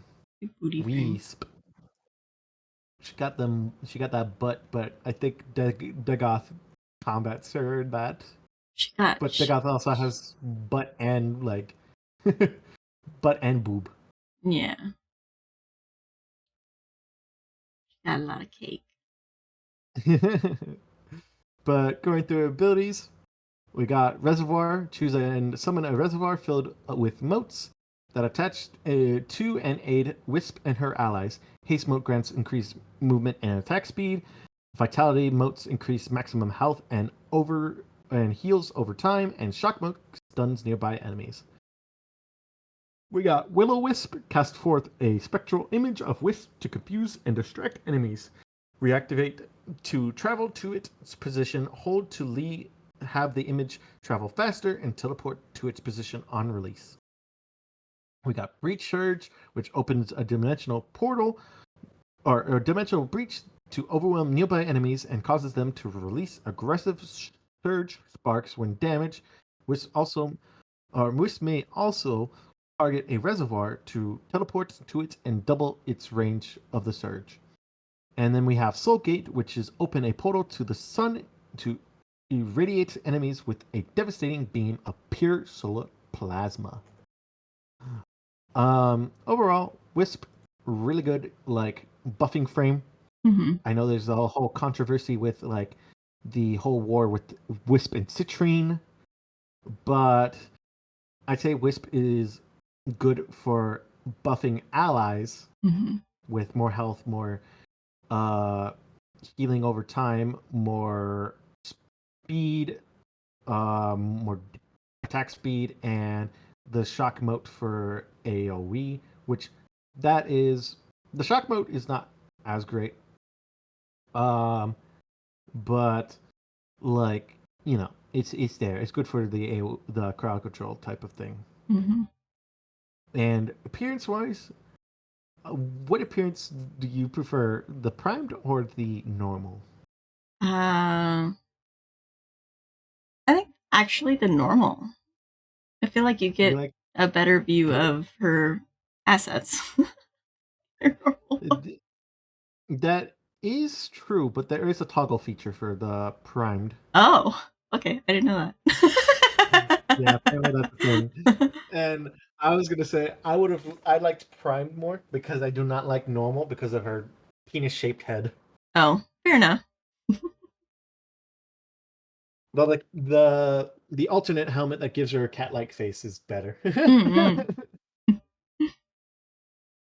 But yeah, I would say she is in the high S, low S plus. I absolutely agree.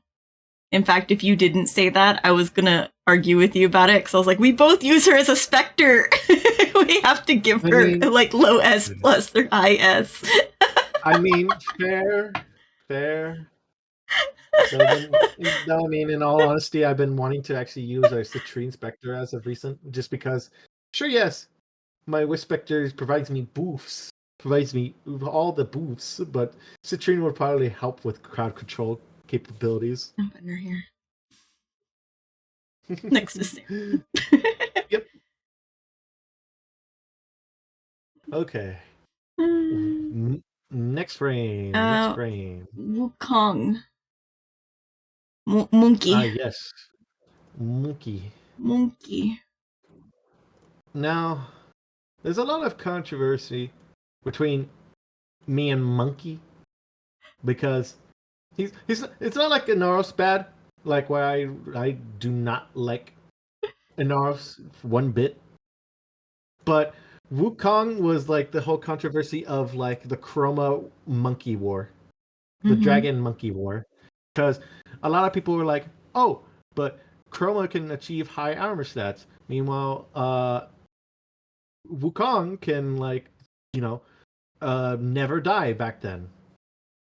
Yes, but Wukong is no longer like that, which a lot of people found Wukong in that state of age boring because he was just primal fury guy, where his stick would literally be his bread and butter for most things.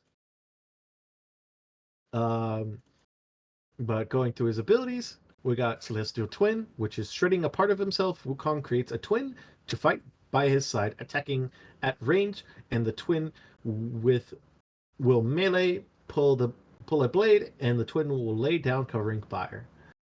We got Cloudwalker, which is evaporate into a cloud of mist and float through the battlefield, dazing any enemy encountered while healing Wukong and his twin. You got Defy. Wukong and his twin become invulnerable and defy enemies to attack. All damage is captured, stored, and dealt back in a single fierce strike of Wukong's staff. Bonus armor is granted, relevant to the damage captured. And then Primal Fury, which is just summons in his exalted iron staff and unleash the fury. But yeah, at this current day and age of like what is used on Wukong, Wukong is not really used much for his iron staff anymore, unless you want his clone, his celestial twin, to carry it. Then yeah, that is probably when it's used.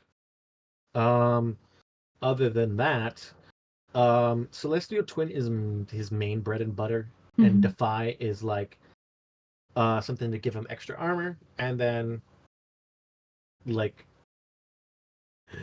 Cloudwalker is just speed. Because a lot of people just don't like going at the normal pace, so they're just like, "Yep, I'm just going to turn into Cloud, come back, and then cast it again." A Kong Spectre at 3 stars is a decent meat shield. Must be fair.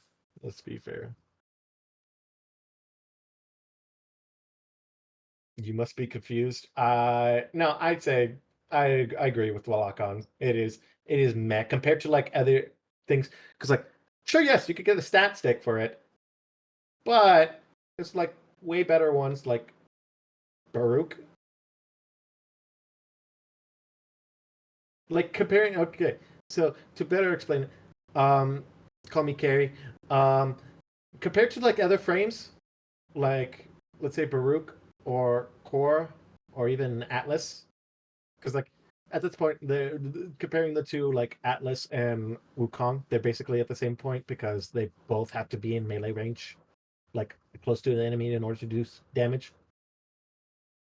Out of every one of them, Wukong is on the low end of the specter of like melee, just because Baruch's got range, which gives him the advantage of it, but he also has limitation for it due to like having to like build up that meter of restraint. Core is just overall AoE. What else we got? Atlas is just like he's got to be up close and personal with this one, and Kulero has his own thing. Celestial Eclipse, Wukong, Shield Gate, Clone, Team Buff, Crowd Control, though, yes, but that also requires Eclipse, which, I'm going to be honest, Chief, most of frames that are like requiring melee stat sticks do not need Eclipsed. They are fine alone without Eclipsed.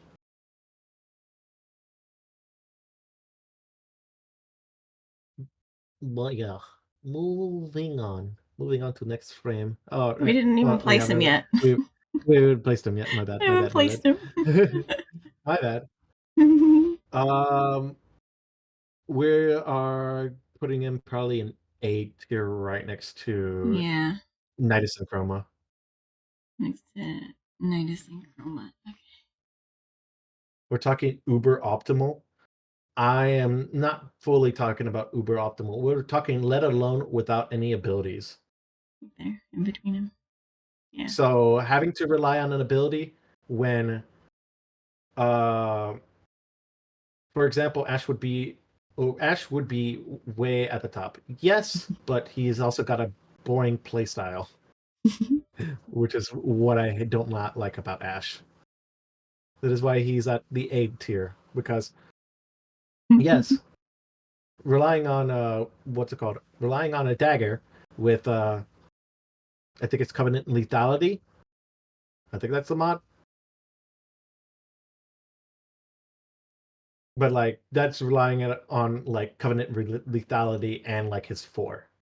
But I'm saying like subsuming an ability particularly would be like, relying on someone else's ability to give it right outright. Because with the frames that do melee, they just really require a melee stat stick. And that's also what in our Wukong requires, a melee stat stick. But like people like Baruch, who would just rely on a melee stat stick and an augment, and same what goes with like everyone else, like even Excal 2, they all just benefit off of it because they get the bonus stats from that. If you're giving the Wukong clone a melee, you're simply doing it wrong. Well, I mean, I don't run melee. Some people do. I don't. But moving on, we got Wukong placed. Who's next on our thing? Zaku. Ah, yes. Funny. Home Depot skeleton. Home Depot skeleton. That is the first thing I heard from someone, from a close friend, who told me about it. But what's it called? Going through abilities, we got Zada's Whisper. Wield void damage for all attacks from equipped weapons when active. It's really good for subsuming, and it's just good in general. Grasp of Lock. Void tendrils steal weapons from nearby enemies to use as your own floating auto-targeting armaments. Honestly, and I know some people are going to hate me, it's a better Proteus Sentry. It's a better Proteus Sentry. I'm going to be honest, Chief. The Lost. Cycle through and cast one of 3 abilities originating from the Warframe that makes up Zaku. Accuse, Gaze, Deny. Accuse, I think it, what's it called?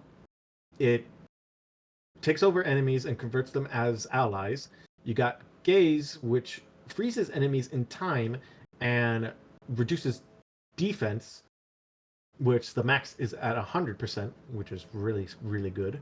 You got Deny, which is just a beam. You just say no, and then just beam them. And then you have for his final ability, the Vast Untime. temporarily shreds the outer pieces of Zaku in a destructive blast, then stalk the battlefield in a new, swifter skeleton form. Enemies damaged by the body shrapnel are rendered weak to void damage, which you give everyone a plus 50 percent damage to void damage or void vulnerability damage.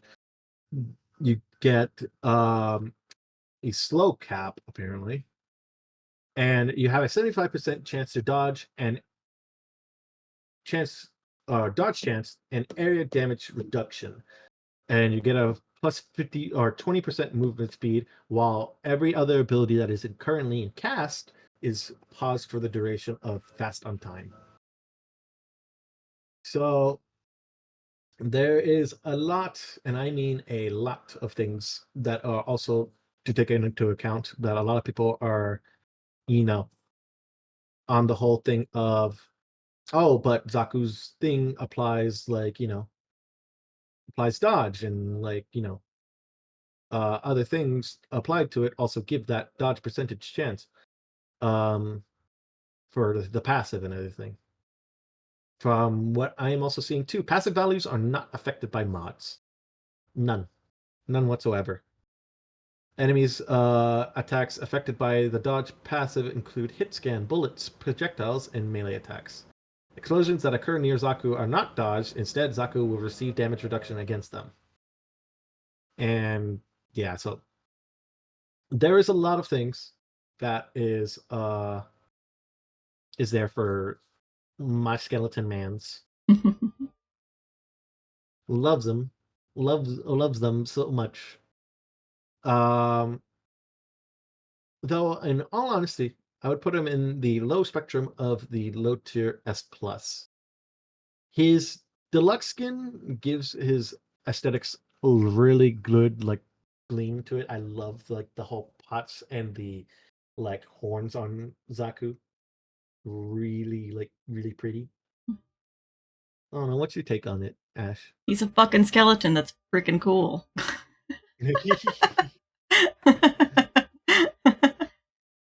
But yeah, I'd say he would be a low S plus, probably in front of both butt frame and boob frame. Okay.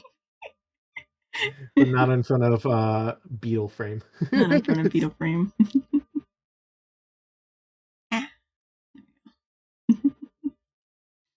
love it. I love it. Oh my god. Next is Ureli. The long-awaited frame that The prettiest frame there is. the long-awaited frame that Squirm has been waiting for. So, to get into abilities, we got Sea Snares. Form 3 water globs, apparently. Globs, not bubbles, just water globs, that seek out enemies and expand on contact, simultaneously damaging and immobilizing their victims. We got Marilina, which is summons in Marilina, a rideable creature of the waves, and inspiration for cage drives. Marilina protects Ureli by absorbing a large portion of incoming damage. So she got kind of like the rhino skin effect from it. We got Aqua Blades, tear through foes with a trio of orbiting aquatic blades, which is pretty good for Slash. And Riptide, drag enemies into a crushing maelstrom and then blow them away in a watery burst. Each enemy trapped in the vortex increases the burst damage. So, aesthetic wise, we love it. We love the we love the good Ureli. Ureli is beautiful. I'm a beautiful skateboarding ballerina. She's beautiful. It's Squirm. Go ahead and put her on in our rank. I know you want to. Hey. No. So, before anything, Ureli, very good crowd control frame. Sure, yes, there's a lot of frames that do it better, but she is also a good crowd control frame. and also the fact that her sea snares also make enemies vulnerable, or it's probably one of the two. I know something that made it vulnerable. Let me see. Let me read up a little bit.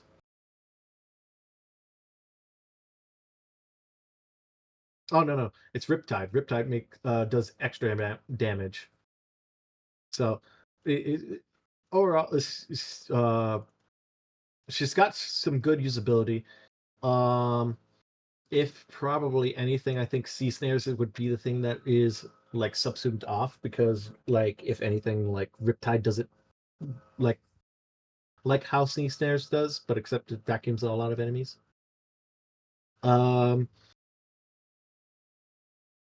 She's got Marilena, which the K drive giving like extra bonuses to Eurelian not being able to like also by the way, I just wanted to comment on Boca. He's an S plus. He is an S plus. Yeah. What the fuck? Look at the list, Boca. He's right there. He's not in high tier S plus, but he is still an S plus. I'm not putting him in high tier S plus. There are so many way better frames, and still you could die as Zaku, even with the 75% chance of dodging. And if you try to cope with that, if you try to cope with the fact that he can be hit just due to corpus enemies, I mean, anything else can hit him. Anything else. Chat told me you put him in D. Well, your chat trolled you. Yeah, D for D's nuts in your mouth. Damn. Got him.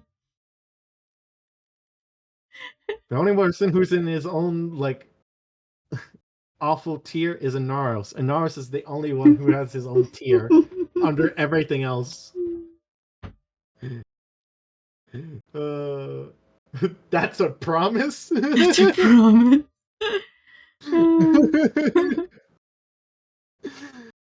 Oh my god. But overall, I wanted to say earlier before a smelly dragon interrupted is that I would put Ureli in A, like high A, but low S. I would put her low S.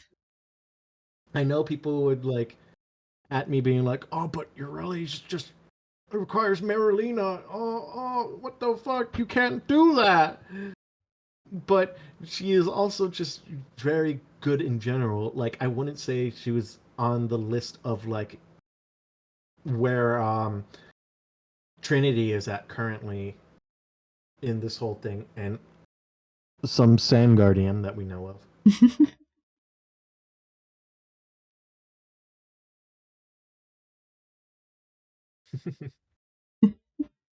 I'll put her low S.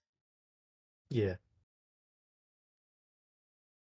And yeah, that's another thing, is that they've removed the modding capabilities of Marilena, which honestly I would have actually preferred to use Marilena over my normal K drive.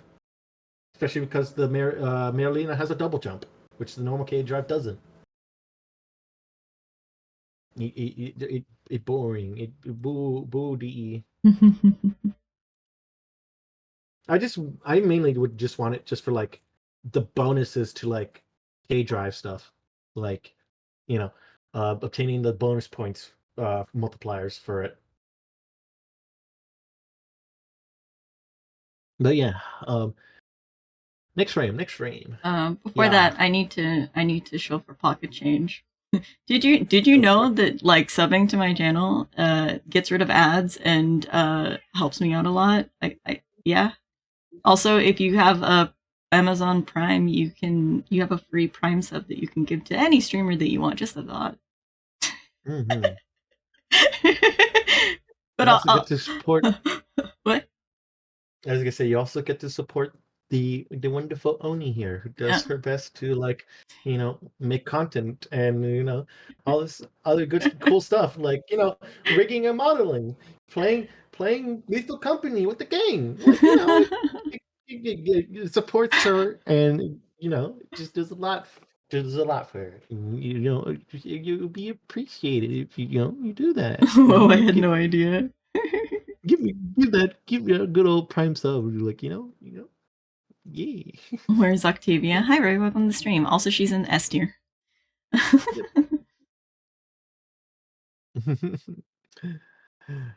Anyways, on to the next Okay. frame.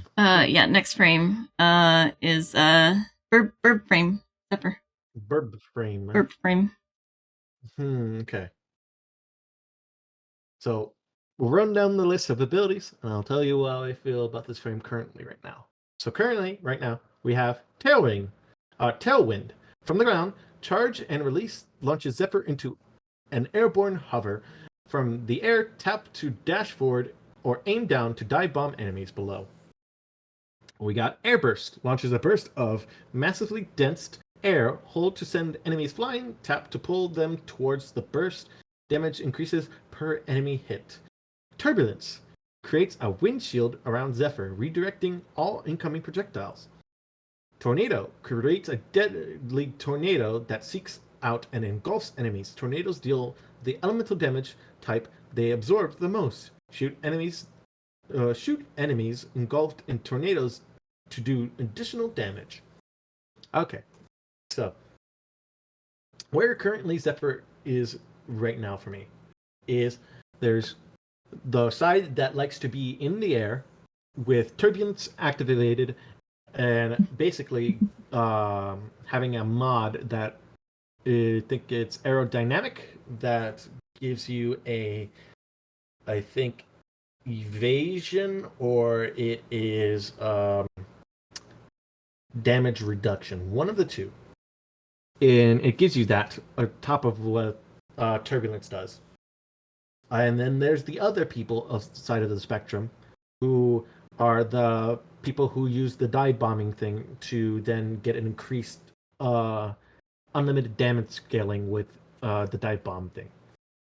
But I kind of am more towards the first section of having turbulence and just holding one in the air, because I don't like the whole like few seconds that I have in order to like dive bomb and keep that damage scaling going, because I want to go around and shoot things. I want to go pew pew and see crazy red number and all that. Not like, just be like, okay, I'm gonna spam one into the ground. You. Let's not forget that her jet stream augment makes Stropha viable for Eidolon hunting. Yeah, but you also gotta take it into account. Who does Eidolon hunting anymore? I'm gonna be honest, Chief. Who does it? It got retired as soon as like the whole arcane thing is like got into packs from Lloyd. And arcanes was just so much easier to farm if you do like steel path stuff or even like arbitrations. But Zephyr is fun. I do enjoy Zephyr. Zephyr is really, really good. Besides most of the stuff like just like too much floaty for me. Too much. But aesthetic wise, She's pretty. What do you think? She pretty? Yeah. I would put her like low S, high A, around there. Pretty Yeah, burb I'll put her in frame. low. Put her in low S. Low S. Right underneath Urelli. Yeah.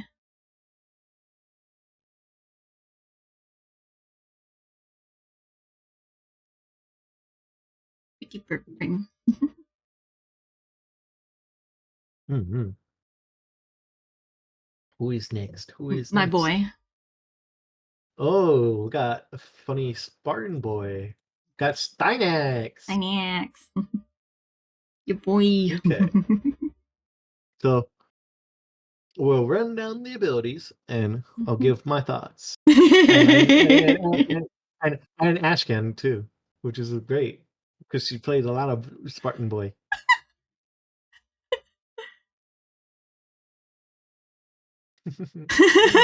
What? What's funny? I don't understand. I'm so confused. No, I just thought that was funny. Oh, fair enough. We got Axio's Javelin, which is he throws a javelin. When the javelin impales an enemy against the wall, surrounding enemies are pulled into the area and suffer a burst of damage. We got Theros Strike, which summons in multiple javelins that strip enemy, or not javelins, multiple shields that repel enemies and reduces their shields and armor. Stynax regenerates health for every enemy struck, which this could get to a maximum of 100% damage reduction. Really good damage reduction skill. We got Rally Point, which draws enemy attention to Stynax. His resolve uplifts nearby allies, regenerating the squad's energy over time. Stynax and his allies also regenerate shield for every kill assist they contribute. And then Final Stand, which Stynax rises into the air and throws a barrage of javelins. The javelins deal damage to nearby enemies whenever they land. Direct hits to enemies deal greater damage. So, the whole thing with Stynax, especially with the Overguard thing. Also, who is? Someone is pinging me. Oh wait, I know what's pinging me. Yeah, My bad. yeah. Okay, so currently, Stynax is the whole thing, right? He's the quote unquote best person for Overguard. Mm-hmm. With his fourth augment, it will provide Overguard to all of the allies within affinity range, which this also increases stuff for like Frost's Overguard, Rhino's Overguard, and Kulevo's Overguard. Though because I think if I'm not mistaken, at some point it didn't have a cap. Now it does, because I took a look at it when I was playing around with Spartan Boy. Yeah, he does have a cap on his Overguard. But the thing is that he can increase others' Overguard to a good amount. So like if Rhino is running low on Overguard, you can just keep extending that with the Javelin. I blame Steve. I don't blame Steve. I blame one of the other devs, because the other devs, I think, nerfed Itzel because of Itzel's use, which, in all honesty, could have just used any other like Arcwing, But not to get sidetracked, I'm putting Stynax at, want to say, mid S plus. He is really good, and the energy he provides is also really good. Especially combine that with Nourish, pretty tasty. Not to mention, Deluxe Skin is getting nipple talons. I saw that when I saw Pupsker retweet a tweet of just like, we all know what is going to be the main draw to Stynax Deluxe, and it's just like showing off his six pack. I'm like, nah, it's those nipple talons, bro. Yeah.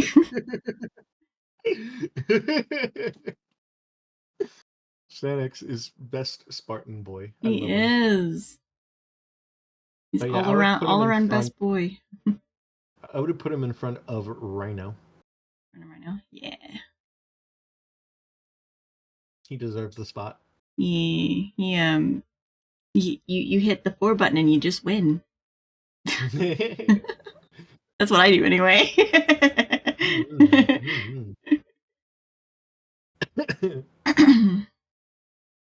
Next on our list is Varuna.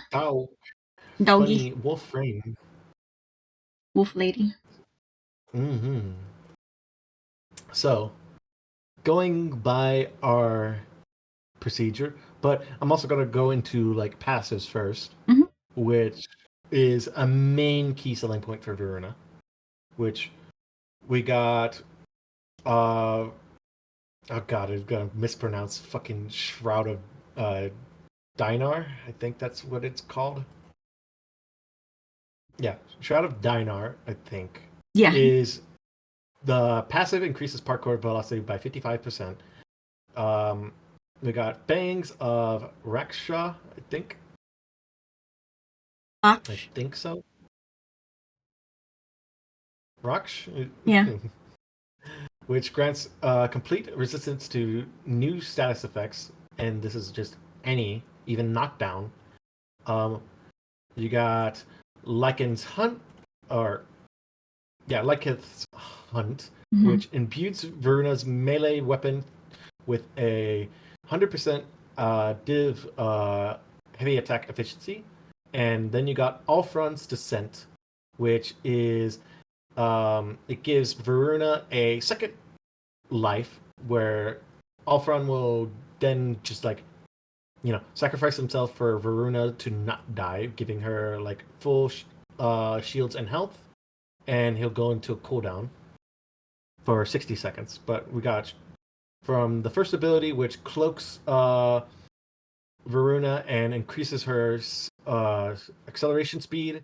Invisibility ends when Varuna attacks for a short time.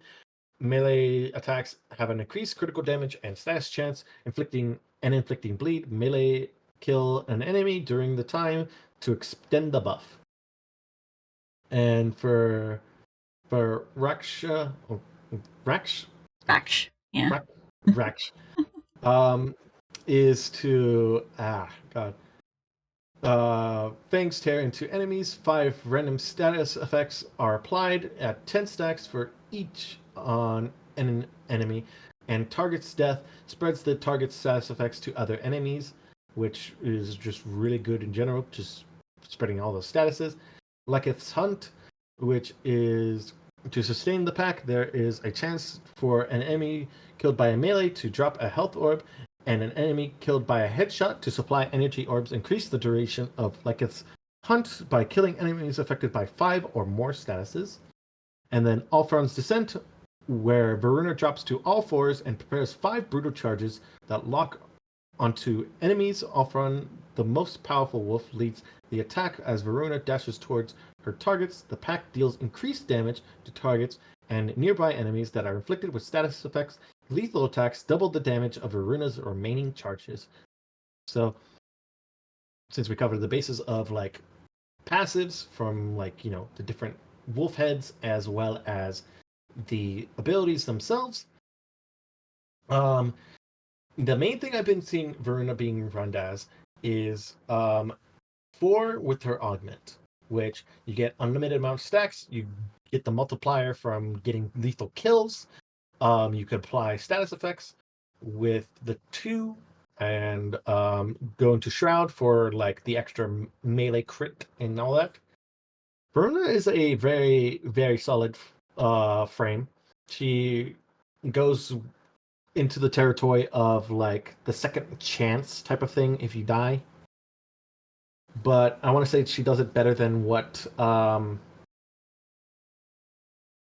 Wukong and everyone else does, besides Wukong getting like the 3 life buffs and everything for a certain amount of time. But she gets like all of her health and shields restored, which is something that is really needed on most frames, because Nidus, for example, gets a certain amount of health restored and then has his stacks consumed unless you have his 4th ability up, or like Parasitic Linked, that's also absorbing damage for you.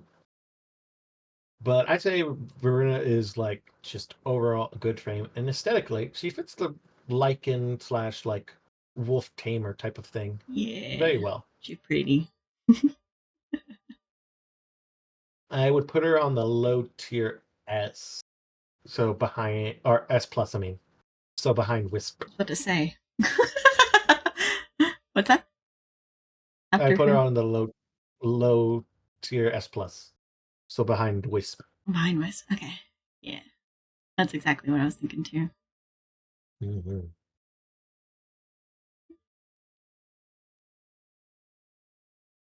We're almost done, chat. Almost We're almost there. done. We're almost there. We have 5 more frames to go. Citrine. Ah, yes. Funny Warframe, or what some people like to call her, the Citrusy. The Jimbusi. Jimbusi. God damn it. Okay.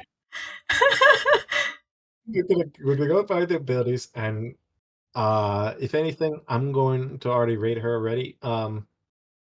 She's going to be an S+.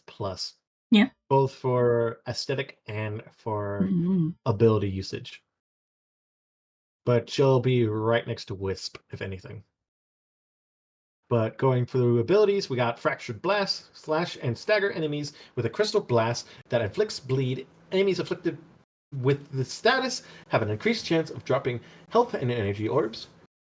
We got Preserving Shell, which Citrine guards herself and nearby allies with a crystallized shell that gradually decays. Kills and assists kills increase the defense power of the shell.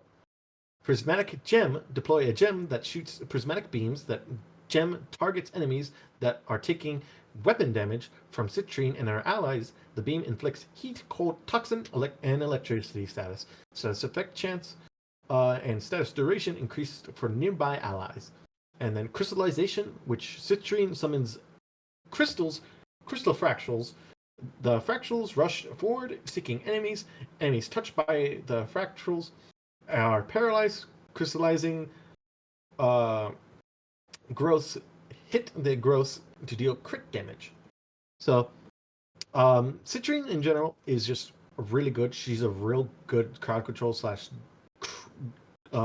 damage dealing frame, as well as a support, because a lot of frames suffer through the whole like lack of energy, which Citrine one provides energy orbs, so it's a real good thing if you could just apply that status to almost any enemy in the vicinity.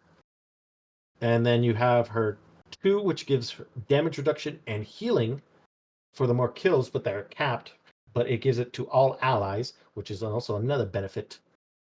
And her 3 drops that crystal, which spreads statuses, which also inflicts cold, which we all know how cold got buffed.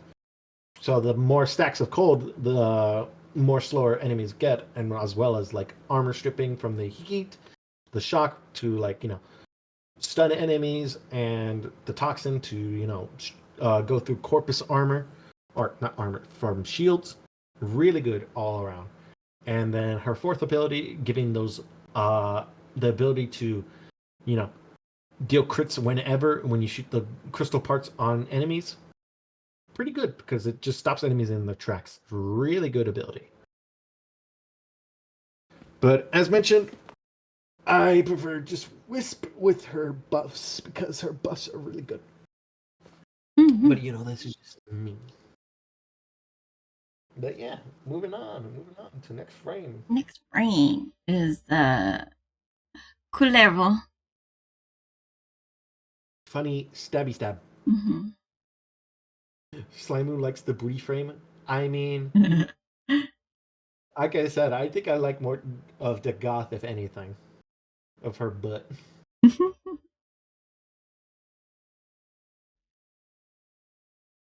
And she also got that booba, so I mean, it's a win-win. I get 2 for the price of 1.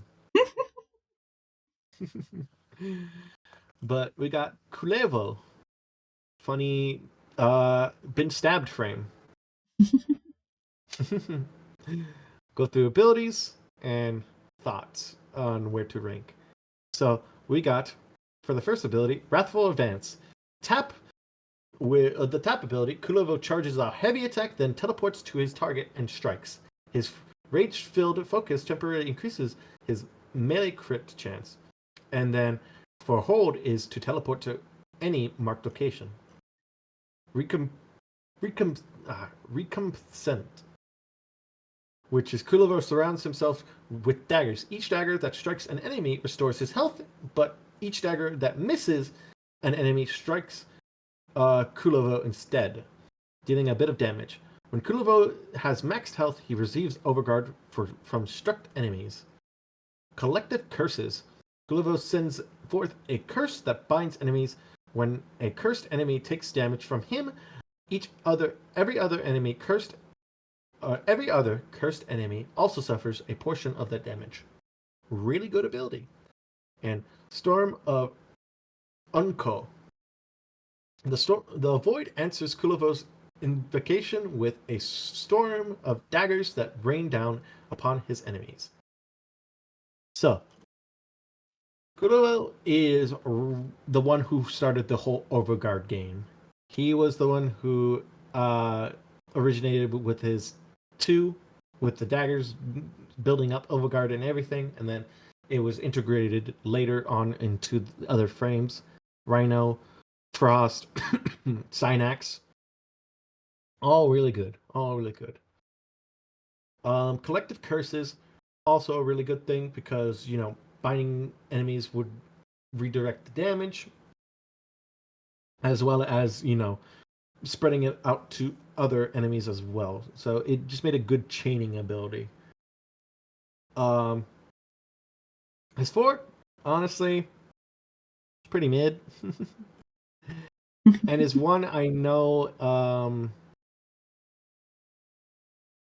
there's something. No, it's it's his passive. His passive gives him like increased melee combo counter that permanently displays at the bottom. But that also applies to sniper rifles because of sniper combo counter for headshot combo counter. But yeah, overall he's a really good frame. He's the one who started the whole Overguard franchise, and yeah, I'd say he's really good. I'd say probably like high tier S, right next to Ivara. Yeah.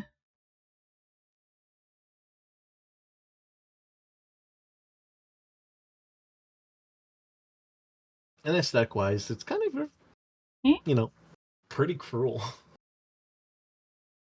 Like, cruel, I mean. Yeah. Like, man's been stabbed by the fucking Void Children. Like, Jesus Christ. Anyways, next frame. The goth. Ah, yes. The one who to rival only butt frame. We love a bit of a horror tale frame here. She's got great assets. She's got great assets in both the lower and the upper.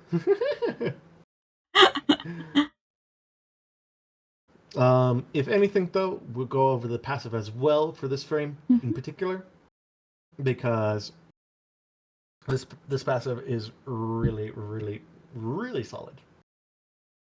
So, the passive for Dagoth, what's it called? She has a chance to increase everything, either health or energy pickups, by 300%. So this is the equivalent of a arcane energize. And then I think if there's anything that is Archon Shard related,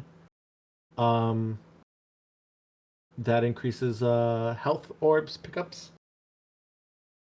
It's a really good thing. It's a really good passive because energy is a very desperate resource when it comes to like high tier missions, unless you're using equilibrium, but equilibrium does not affect conversions, or it doesn't affect conversions when it comes to that. So if you have equilibrium and you pick up a health orb, it will just be what it is. But yeah, we'll go through the abilities now, which her first ability surrounds herself in scythes and seeks out nearby enemies. Those struck are slowed and suffer viral damage with a guaranteed status effect. The scythes also spread doom and extend its duration. When her second ability, Doom, she condemns nearby enemies to their doom. A portion of the damage Dagoth deals is revisited upon the scythes. They also suffered viral damage. So just Dagoth is just a whole bunch of viral spreading. We got Grave Spirit, which supercharges Dagoth's weapons with extra critical damage. The effects are doubled on doomed enemies. Escape fatal blows by briefly assuming a spectral form. And then we got her fourth ability, which is Phantom Case, charge forward, inflicting viral damage upon all in their path. Their attack strips the defenses of doomed enemies.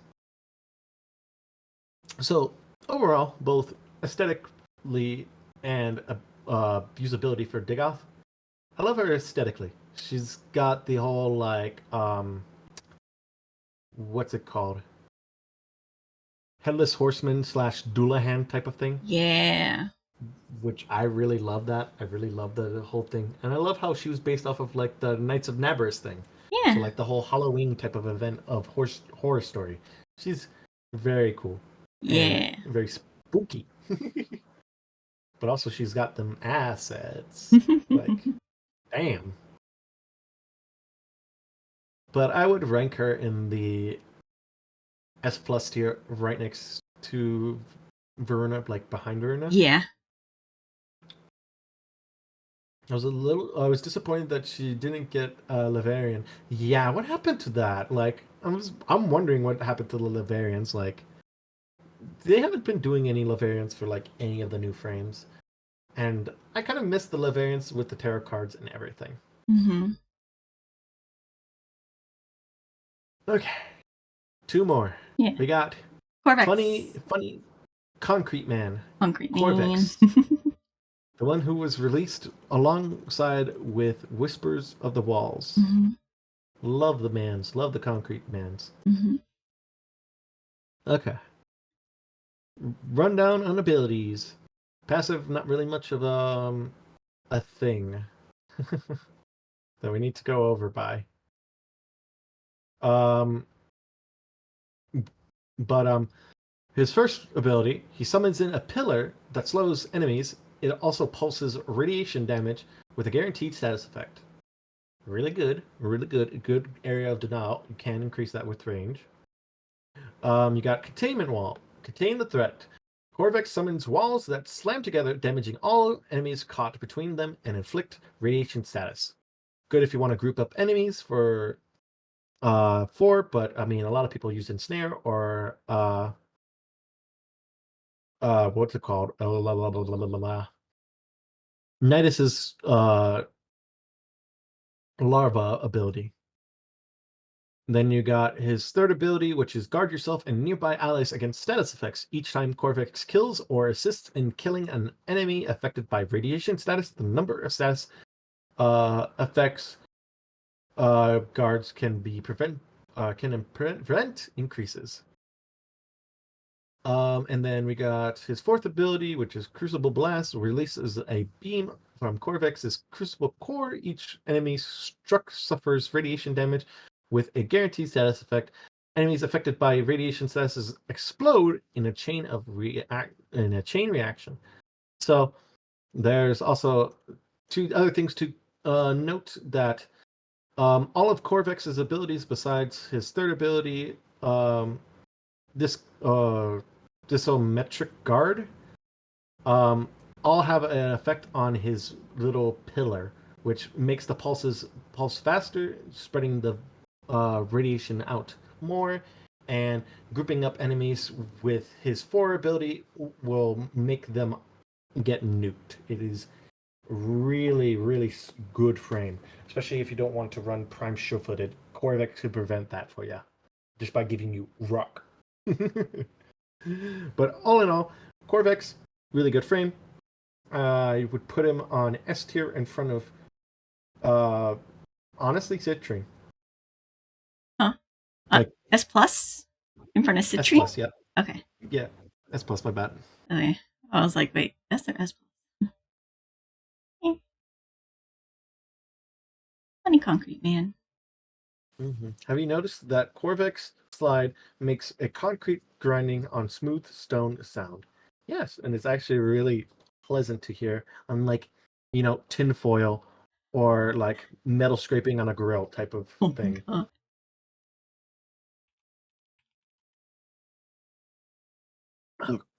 Okay. Last but not least, the final frame in the roster. Dante. Funny Dante frame. Funny Triangle Man. Funny person who looks like a lunatic cultist from Terraria. So, all I know is currently, right now, I do not know any of the abilities. I haven't tuned in any of the dev streams just because of the fact that, one, I've been working, and the dev streams would happen when I would be working, so I didn't really get to see much on it. But we're just going wacky woohoo pizza man. I love that. Aesthetically, he looks pleasing. I just don't. Okay. I love the memes that are made out of him though. With Dave from the Devil May Cry series. He's a fucking square. He's a triangle. He's a triangle. A long triangle. Actually, no, she's right. If you turn it to the left, Oh. he's got a square. He's a fucking square. You're right. What a square. But the only thing that I do know is that he will have an exalted grimoire, which is interesting because I wonder how that would work compared to like how most frames are. But to actually best represent one, Mesa is basically well, they went with the whole Mesa thing, but for Dante with a grimoire. So I wonder how he would work out. I can't rate anything on like how how he fares with every other frame, but appearance wise, he's highly detailed. I'll give him that. I'll give him like an S for the detail. When we're going like I'm putting him after Zephyr. yeah, we'll put him after Zephyr. Or before Zephyr. Before Zephyr. Dante. Weird as fuck, but he might be a monster frame. Yeah. Welcome to the stream, Hellspire. Mm-hmm. Might be monster frame. Oh, can you show chat the meme I sent you of him? Huh? Where he was just in like Dante's clothing. Oh yeah. Is that Dante from Devil May Cry? That is what Dante is. Just chilling and reading a book. Virgil sent me here and I don't remember anything. This meme, I'm pinning it.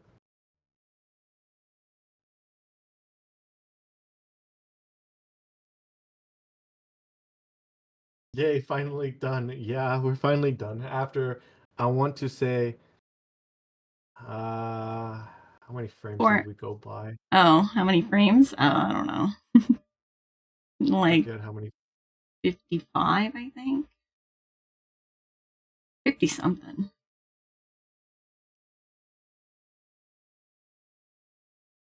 See, let me take a look. Warframe, Corvex, because like They'll say what number he is, yeah.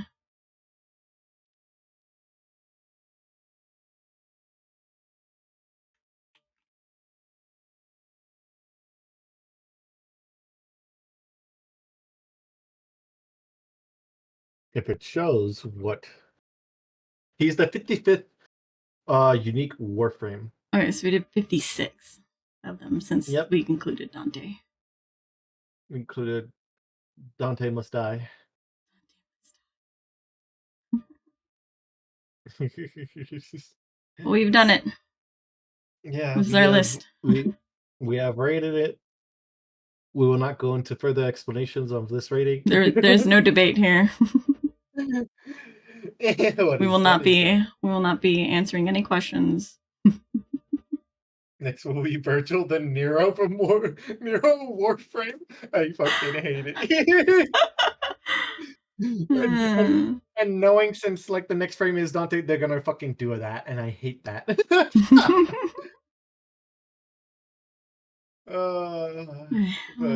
Yeah, just chatting.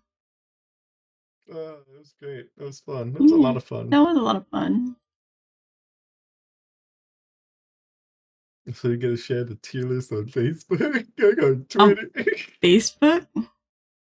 That's what it said at the top of the screen. Oh, I can see if I can share it to Twitter, if it'll post to my After Hours account. Mm-hmm. Yeah, I'll see. Mm-hmm. But yeah, Said I missed the whole stream. It's okay. I have the VODs on Twitch. They upload automatically, so you can always see the VOD if you wanted to. Yeah. And most of the frames were in alphabetical order, so it should be easy to find the ones that you prefer to listen to. Yeah, besides the newer frames. Yeah, from Cynex to the newest, yeah. And funny Dante frame. And funny Dante frame. But yeah, it was a lot of fun. We rated a lot of frames, both aesthetically and usability. Yeah. It was so much fun. I enjoyed that. Mm-hmm. Next would be the Smasher Pass. Oh my god. Alright. I have already selected a raid target. Very efficient, aren't I? Very efficient indeed. Yeah, because I'm hungry. It's my motivation. I'm very food motivated.